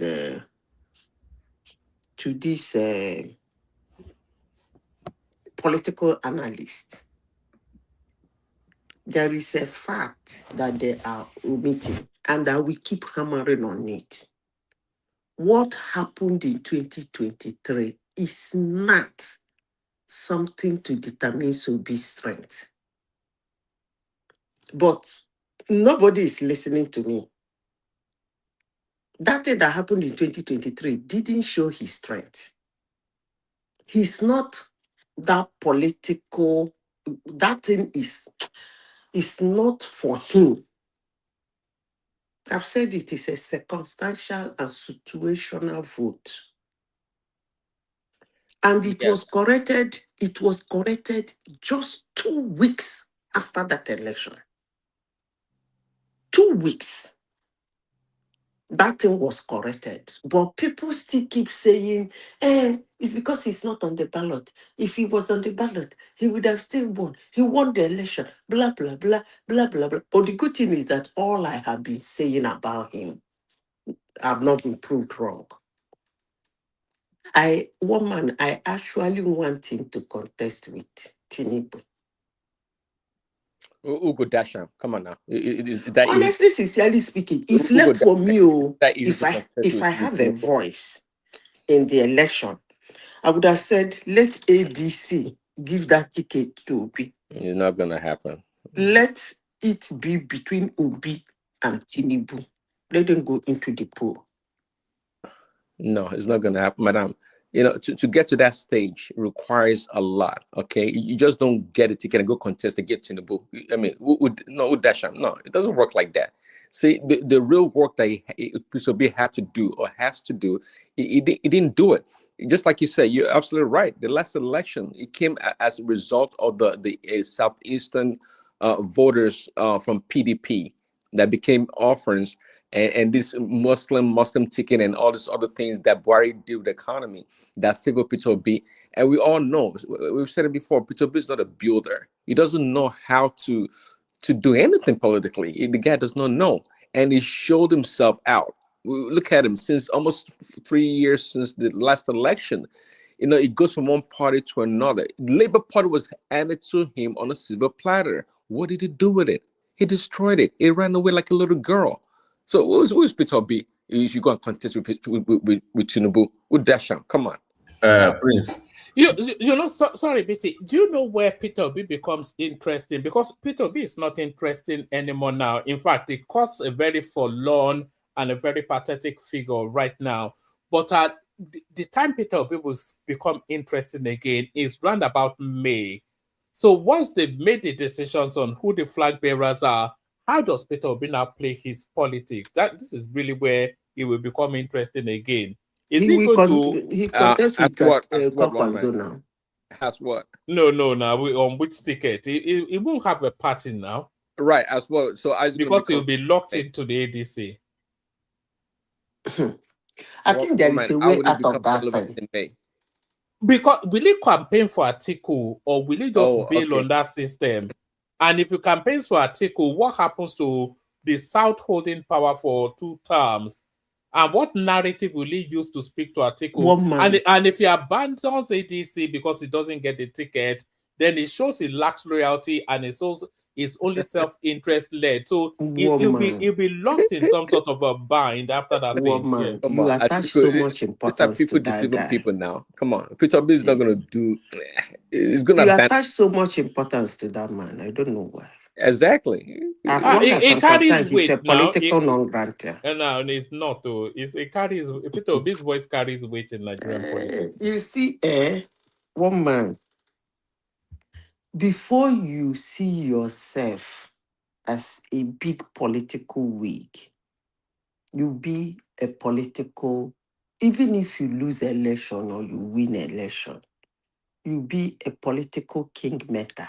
When I mean kingmaker, I'm not saying you're going to be 100% kingmaker. At least you have a pass mark in kingmaking. Like anytime you go out to endorse somebody, at least from time to time, at least 60, 70% or 80% of your endorsements go through. That's why you become a political important. That way, your co-politicians will be scared of you. Even people who is in the office will be scared to attack you. Because you know why? That time it is done that you have followers.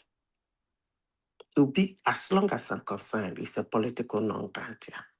He tried to run in his own way, not to make Labour Party okay, but he tried for 3 years now. He's been running, campaigning for people to show that followership, but it's not working. He didn't have it. Do you know what it means for somebody to be politically important? Do you know what it means? You go to a campaign, pick somebody, hold the person's hand and say, vote for this person. You didn't just say that. You campaigned and campaigned and campaigned for that person. And at the end of the day, the person comes third. And you tell me that person is politically important. Come on now. What kind of balabalaboo politics are we doing? Politics. Zeta, whether we like it or not, Peter Obi is going to be one of the deciding factors in 2027. He may not carry those 6 million votes, but he carries votes in the millions. That's just what it is. No, I won't say that. You don't think Peter Obi carries votes in the millions? I will never. Look, one man hate me like. Sorry, hold on, Zeta. Who has more political? Zeta, can you give us a number since you can't get millions? Can you give us a raw figure of what you think if Obi's on the ballot? How many votes would he get if he's 100 million? With Tinubu, if he contests with Tinubu, he will get a lot of votes now. Is he not a no? If he contests with Tinubu, 2 of them will be the only contending candidate. Of course, he will get a lot of votes. No, I'm saying with Atiku also running, let's say Peter Obi goes to NDC or whatever. Give me a number. What do you think? He said what? Let's say it was still in Labour Party, and then Atiku is NDC, and then Tinubu. How many votes will he get? No, he will not get up. He will not get up to. He will never get up to 3 million. Oh, okay. So that 3 million is still weight. So if he's able to, if we are saying, even if we're saying Peter Obi carries more, he has more political cachet than Kwakwanso. Yes. I wouldn't. In terms of, I wouldn't say that. People who are hardened to his followership. I don't think he has more political cachet than Kwakwanso. He doesn't. He has more political cachet. No, I don't. Numbers, okay, let me tell you why. Right. In politics, let me tell you why. Before Kwakwanso fall out with his party, with his governor, Kwakwanso has followership. Even if he's in the 1 million, it's still okay. If Kwakwanso is on the ballot today, that 1 million will stick to him. He has a state that sticks to him. But let's forget about what him and his governor is doing. That's by the way. He has a state that sticks to him. Peter Obi doesn't have a state that sticks to him. Yeah, Peter Obi has a movement that sticks to him. No, he doesn't have a movement that sticks to him. The movement bear his name. If you have a movement that sticks to you, look at the details you just brought out. Peter Obi has a do state, don't forget. Look at the details you just brought out. If he has a movement that follow him, look at the number of votes that came out for him in the Southeast. If that vote was actually for him, the moment they hear he's in ADC, it will be mass exodus to ADC. Maybe because we have not been following not necessarily now. Not necessarily, because even when he was at Labour Party, the abundance of his followership never registered with Labour Party now. One man. I will keep saying this. Peter Obi is a political non-grantor. No, he's not now. The figures don't tell us that. See, the noise around him is something that I will say, okay, I will use the example of these boys doing this thing for Tinubu, whether they call it City Boy, whatever. That is a different way, but in that same limelight, that's the way Peter Obi came out. From being vice president to Atiku, and then coming to pick a Labour Party this thing. But what happened, he could not harness it. And he can't harness it because it's a situational, circumstantial happenstance. No, it's not. But if you people call me politically naive, if he goes to Labour Party this time around, and pick their ticket as a presidential candidate, then let them do that for corner. It's going to be very interesting, don't you think so, woman? No, it will be interesting. Let me tell you why I feel Peter Obi has political cachet.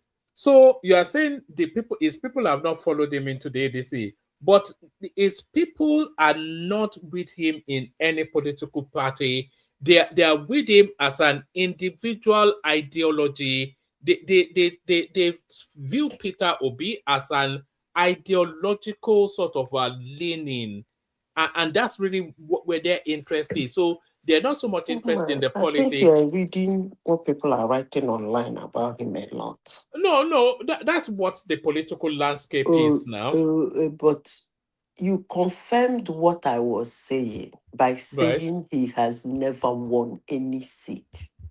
How do you mean? Since after the 6 million vote. So what am I saying different? No. I'm not sure if we're having the same conversation. But the You conversation, said he has political cachet. Yes, it does. Since after the 6 million votes, where have you shown? How do you mean? You use the grammar now. You say he has a political cachet. And I said, after the 6 million vote, where has that political cachet shown? Okay. No, I get where you are, but get where I am. So Peter Obi does have political cachet.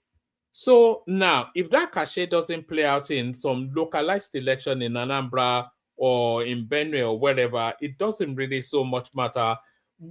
You know what we know. The only reason why hold on now. The only reason why Peter Obi is being courted so much within the political space is exactly because he does have political cachet. So there's a lot of energy. In fact, the most energy in Nigerian politics is in the Peter Obi space. It's the most energized space. It's the most fanatically obsessive space. And you may say, sure you are pulling my leg. No. You don't know what is fanatical. No. Hold on. We get to the numbers. So Peter Obi has a very, very aggressive and very energized followership. I don't think there's anything control. I think that's just a statement of fact. So how real are those? So there are self-interest elements within that energy. There are people just milking the name for money and all of that sort of, internet coinage and all of that sort of. There's a lot of that. But if you boil it down to its core essence, Peter Obi, he can at least move 1.5 million to 2 million people easily. He can move them. So why has he not used that in Anambra State? Because they are not necessarily concentrated. They are scattered in pockets of localities. So he won Anambra massively. You mean in that last election? Mm-hmm. So why are they no longer in Anambra? No, because their movement is with him and not essentially. You see, they care for Peter Obi, but they don't care for politics. Politics doesn't work like that. That's exactly how it works. No, politics doesn't work like that. Quick question, one man. If politics work like that, then there wouldn't be a movement. Do you know what is a movement? A movement is something that follows you about. Come on now. Would it have been better for Peter Obi to have organized his followers into one umbrella for political strength and visibility, meaning that it has more leverage, I guess, when it tries to negotiate with other politicians, right? You don't think that would have? I understand what you said, Woman, by the way, and I think you're right. But if he had organized his constituent better, wouldn't that be more palatable for him in the long run? Yes, it should have.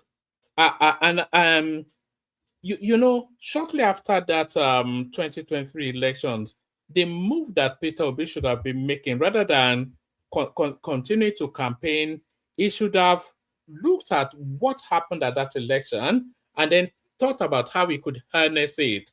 And some of the ways that he could have harnessed it was to have formed some sort of either a formalized movement or more so a political party or even a quasi-political party, something that just condenses those people onto. You cannot harness what you don't have. What he should have done with that, he should have taken that label. He cannot, because he don't own it. No, hold on, Zita. I'm not sure everybody accepts that, but let Mike come in. Mike. He got the opportunity.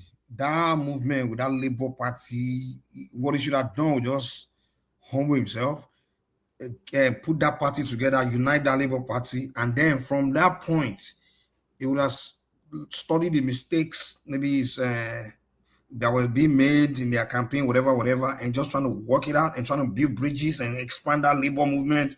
And then from that 6 million, he would have had them more millions to it. And then that's where he should have started from. He should have built from that moment. And then invite people to join Labour with him and be the leader of that Labour.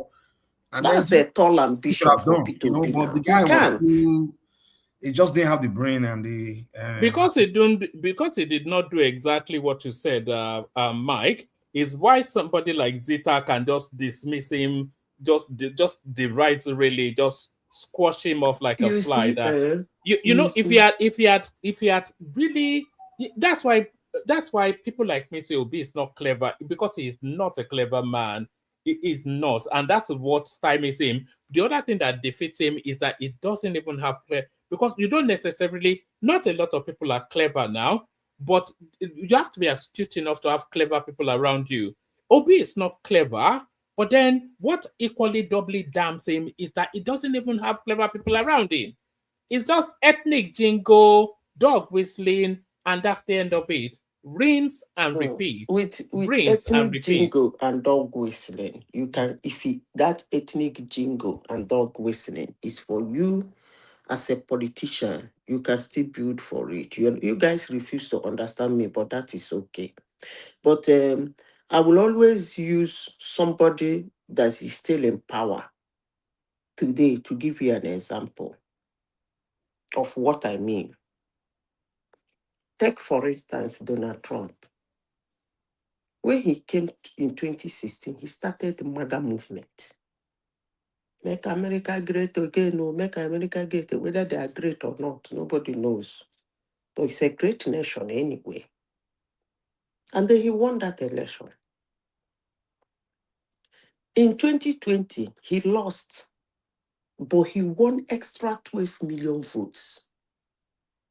I hope I'm making sense. That means people believe in that movement. He won extra 12 million votes. That is extra 12 million people believe that did not believe in 2016. He left office 4 years after. Within that 4 years, he was still active. He endorsed somebody, the person goes for election, he won. He endorsed somebody. That was how J.D. Vance then come up. He will go and he will shout, he will tweet, he will open his loud mouth. It works. Not 100%. But Trump harnessed his movement now, the MAGA movement. But Obi did because not. it's for him. Now, let me explain. I'm coming. Let me explain. Then you notice that that's what I'm telling you. When somebody, he does what they call endorsement, not 100%, they go in. Then sometimes when he is not on the ballot and he's not campaigning for people, he loses numbers in his party. That is somebody who owns a movement. So what do?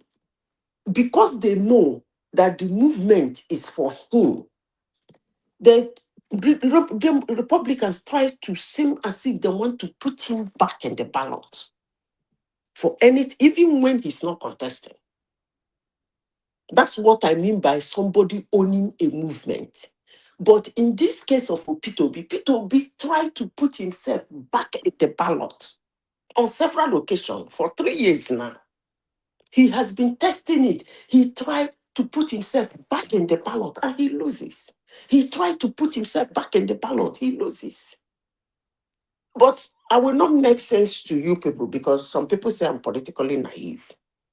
But how you test your strength as a politician is when your name is not in the ballot, you try and put yourself back in the ballot to show your strength.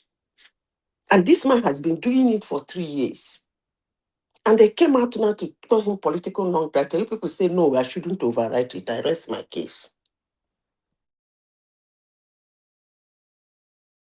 All right. I think we have a voice joining us that we may not have seen before. Omo Yoruba Tata, friend or foe. We know him now. We know him. Tiwani. Has he been here before? It comes for the late after hours. Oh, he's one of your people. Yeah. All right. But you know.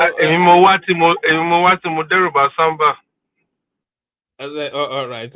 Toba Simba, then he's always welcome here. You know, Simba you need to but no, it'd be interesting.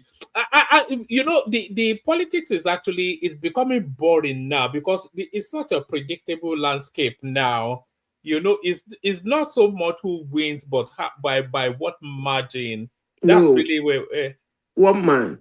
The only thing now you can see, but you refuse to see it, is that there is no politician for the past 3 years has put himself in ballot and show strength. That's why everywhere is quiet. It's as if one man is running this election. Because for 3 years now, politicians from here and there have tried and struggled to put themselves in the ballot, to show strength, to show movement, to show clout, but it's not working. So it's same as if everywhere, whatever, the only one man that is on the ballot now, as long as I'm concerned, unless things Actually, change. that is true, Madam Zita, what she said. Obi was the exciting, feature in the last election. Now look at it. Look at the landscape right now. The same old people. Nothing new. Rufai is there. Atiku is there. I mean, it's the same people. So maybe that's why there's no excitement. But is that a good thing, though? Is this one man? What I notice is everybody. that when you mention Obi, most people who support him probably will not vote. Doesn't follow his clout. We lose their sense of reasoning. But as I said before, it's only one man that is in the ballot so far. I think Obi had his run 2023, and that hype, that this thing, that momentum and stuff, he can never get that momentum back again, because I don't see him going head to head with Tinubu. It will just 2023, it will not work. Even if they say, okay, well, let's South, it's the turn of the South, so let them collect tickets, so let's give it to be a rally again, rally around him. It just will not work, because the APC is just too strong at the moment, and they will never lose to ADC. It will just be a shame, So everybody will work hard to make sure that APC gets back into power, and but Obi is just. Like I forgot your name, the lady, but like you said, he has. I mean, Zeta. Yeah, Zita. The thing is, you're very correct, because the way Obi is. I would be surprised if we even carry 1 million votes. I'm telling you, because now that people that voted for him, the Southeast, they now City Boy movement now, majority of them. So who will now say they want to vote for ADC? Maybe ADC might collect one state in the Southeast. Maybe, I don't know, but it will be very, very, highly impossible to collect like 4 or 5 states in the Southeast to go for Obi. So, and the thing with Nigerian election is, 1 hour is a very, very long time. In 1 hour feels like 4 years. It's a very short time. I mean, long time. How did they say it in Nigerian politics? Because anything can happen. Even 1 minute, anything can happen. So, I mean, beating Tinubu will be very hard. The only person in Nigeria right now that can sort of face Tinubu is Atiku. But Atiku doesn't have the will. If you listen to what Tinubu said the other day, he said Atiku, how did Atiku, a civil servant, made money? You've even failed your first code of conduct of civil servants. You should not be that rich. When he had problems, he said Atiku ran to him. And so many other people that they had problems with them, they ran to him. So who are these people that now they would want to come out and say they want to run again? Come on, he said, look, he has the experience, and he has the ability to overpower these guys, because he knows them. And while those days when Obi was working with Abacha back then, when everybody was running away from Abacha and going into exile, Obi was enjoying. I don't know why he wasn't gathering intelligence and experience and all that stuff for today. So someone like Tinubu will not gather all that experience, put people in position. Like Zita said, like this is Obi is not a kingmaker. Tinubu is a kingmaker. You understand? So all those Cardoso and Edu, all those people, they are his boys. Yemisho or Shibaju. I went to listen to his speech that he gave in Abeokuta. That speech was, if you listen to it and you take time to digest the word that he says, it's just he talks in parable and he talks for you to understand and not to understand. You just have to go and listen back to it. But it's in Yoruba. But I mean, the words he was saying, it's just, it was, the way he said he spoke to Buhari, don't make sure you don't do this, don't do that, and when he got there, he didn't ask him for anything. He didn't ask him for any ministerial position. He didn't ask him. The only thing that Buhari asked him was to give what's it called? To give him one name as vice president. That he said he will not be able to. He doesn't want to do it, but he will give him one person. And Buhari said, "Give me 3." He said, "If I give you 3, I'm opening the door for thieves now. So I will give you 1. You go and find the other one that you think." And he put down Yemi Oshibaju. And the person that he even put down said he won't try to betray by running an election. I don't know what going into that one.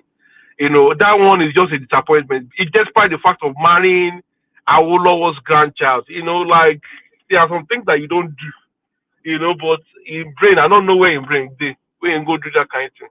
I will push and say me go wrong with against the devil. The devil made me do it. Well, the devil will be flogging him now, and that's part of the legacy that we'll never forget. So Tinubu has trained a lot of people, and now they are reaping the reward because he's putting them in positions and doing things, and people cannot argue with him and say this one because these were the people that was with him. So it will be very, very difficult. And this guy, he went to London. God knows what he spoke to. He talked about with the king. But I'm pretty sure part of what he's probably went to go and talk about is, look, now you put us together. Now we put us together. So, we are going to a different direction now, maybe regionalism or whatever. So whatever decision we make now, you just have to accept as our grand patron that you guys are, because I don't think he wants to carry out the same coup that Nigeria did in 1960 when they were through the queen then, and they said they want independence. So he's trying to do things in a way whereby, he's probably giving the British people heads up of what he's about to do. But that guy can never predict what he wants to do. But I know, I kind of have a feeling that there is some form of regionalism coming back, but it's not something that's been spoken of like that. But it's part of his plan, and that guy has a plan, and he will fulfill his plan, and that's the thing. And people that are against him, that are saying this and saying that, look, I don't. It doesn't even feel like there's opposition. Like I think was it yesterday when I was watching on channels when they were shouting Kwakaso will be. I was like, why are you shouting Kwakaso will be for? It's Kwakaso and will be on the ADC ballot. Can you hear me? Can you hear me? I can hear you.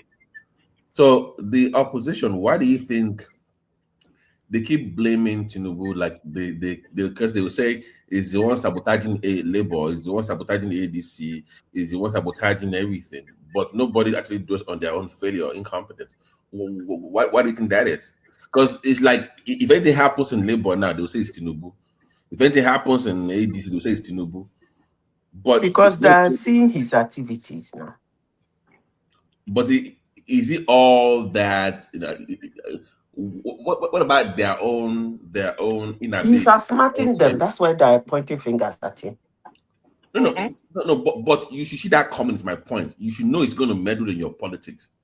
That's something that you should see coming. So why can't you then plan ahead? That's if you have the capacity and capability to They don't even exactly. They don't even have the capacity or the structure to do it. They are too ambitious, all of them. So It's if just them like being you too ambitious, saying. It's just like you saying. Sure, it's two Nigeria that is speaking.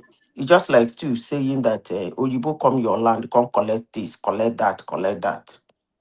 It's the same thing because you didn't have the capacity and capability to fight him off your items or your product or your goods. It's weakness. All right, guys, we'll be taking it to the back in about 5-10 minutes or so. Anybody that wants to come in still to be at the back end. The super chatters are Abe and Ola. So but carry on.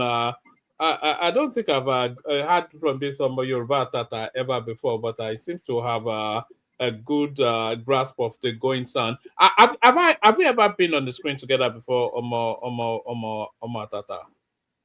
we've been together. Now. Remember when we spoke about? I think the last time was when we were talking about Igbo and stuff. You know. Oh, and, right. Simba was not very happy. All right. Okay. I remember now. Igbo is now city boy. I mean, you can't blame Igbo because I mean, it's somebody that the person that rescued you, that gave you, that lifted the wanted bag from you, and open on your bank account that runs in millions and billions of naira. You know, so it's you know, that, we'll you have even now the candidates will be doing obedient too. Right now we're doing of course.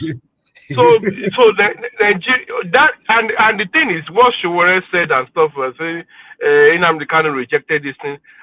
Igboho rejected an offer that was offered to him by by that devil guy. What's his name? That chief of army staff. What's his brother guy's name again? I can't remember. Burutai. You know, Burutai gave him open check. Write the amount that you want. Brutai. I they tell you, confirm. Open check for him to back down now from what he's trying to do. I struggle to believe that, man. Brutai would rather shoot you before you even find your money. Sir. I'm telling you, Brutai went to Benin Republic to have a meeting with him. Gave him money for what? To stop the Yoruba nation agitation. Of course, now. So a lot of people went there. Even people went there. How much did he give Pito Nnamdi Kanu before he came and do Egweke?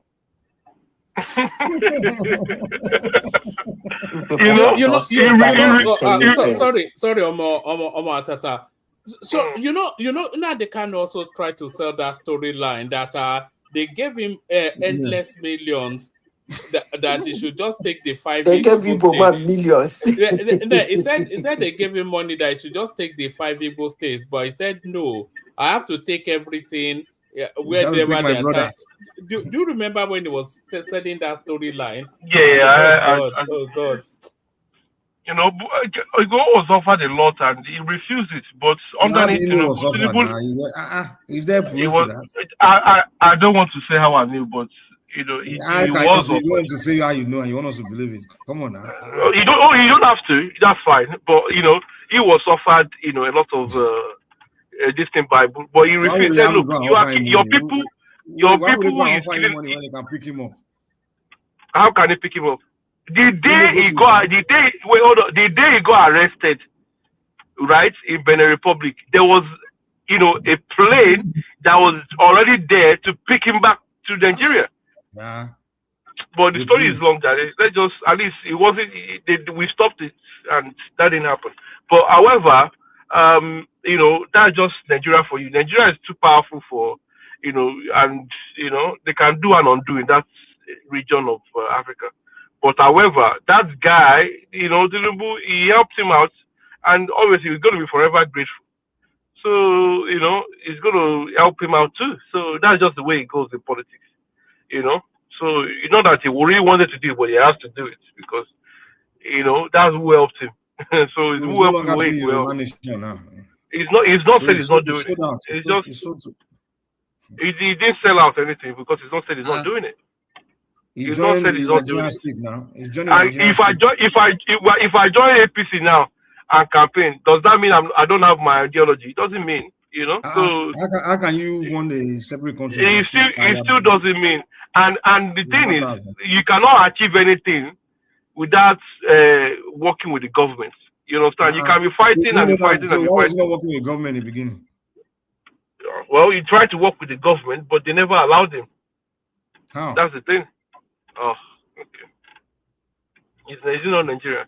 But however, Tinubu, this one is hands down. ADC, you go arrest. Whichever one.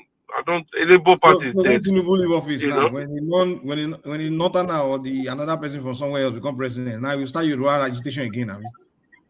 No. Well, Mike, at least by that time, the Yoruba base will go down a little bit. They will focus on that man. That will be the one to. The thing is, yeah, this is what I think. This is what I think will happen.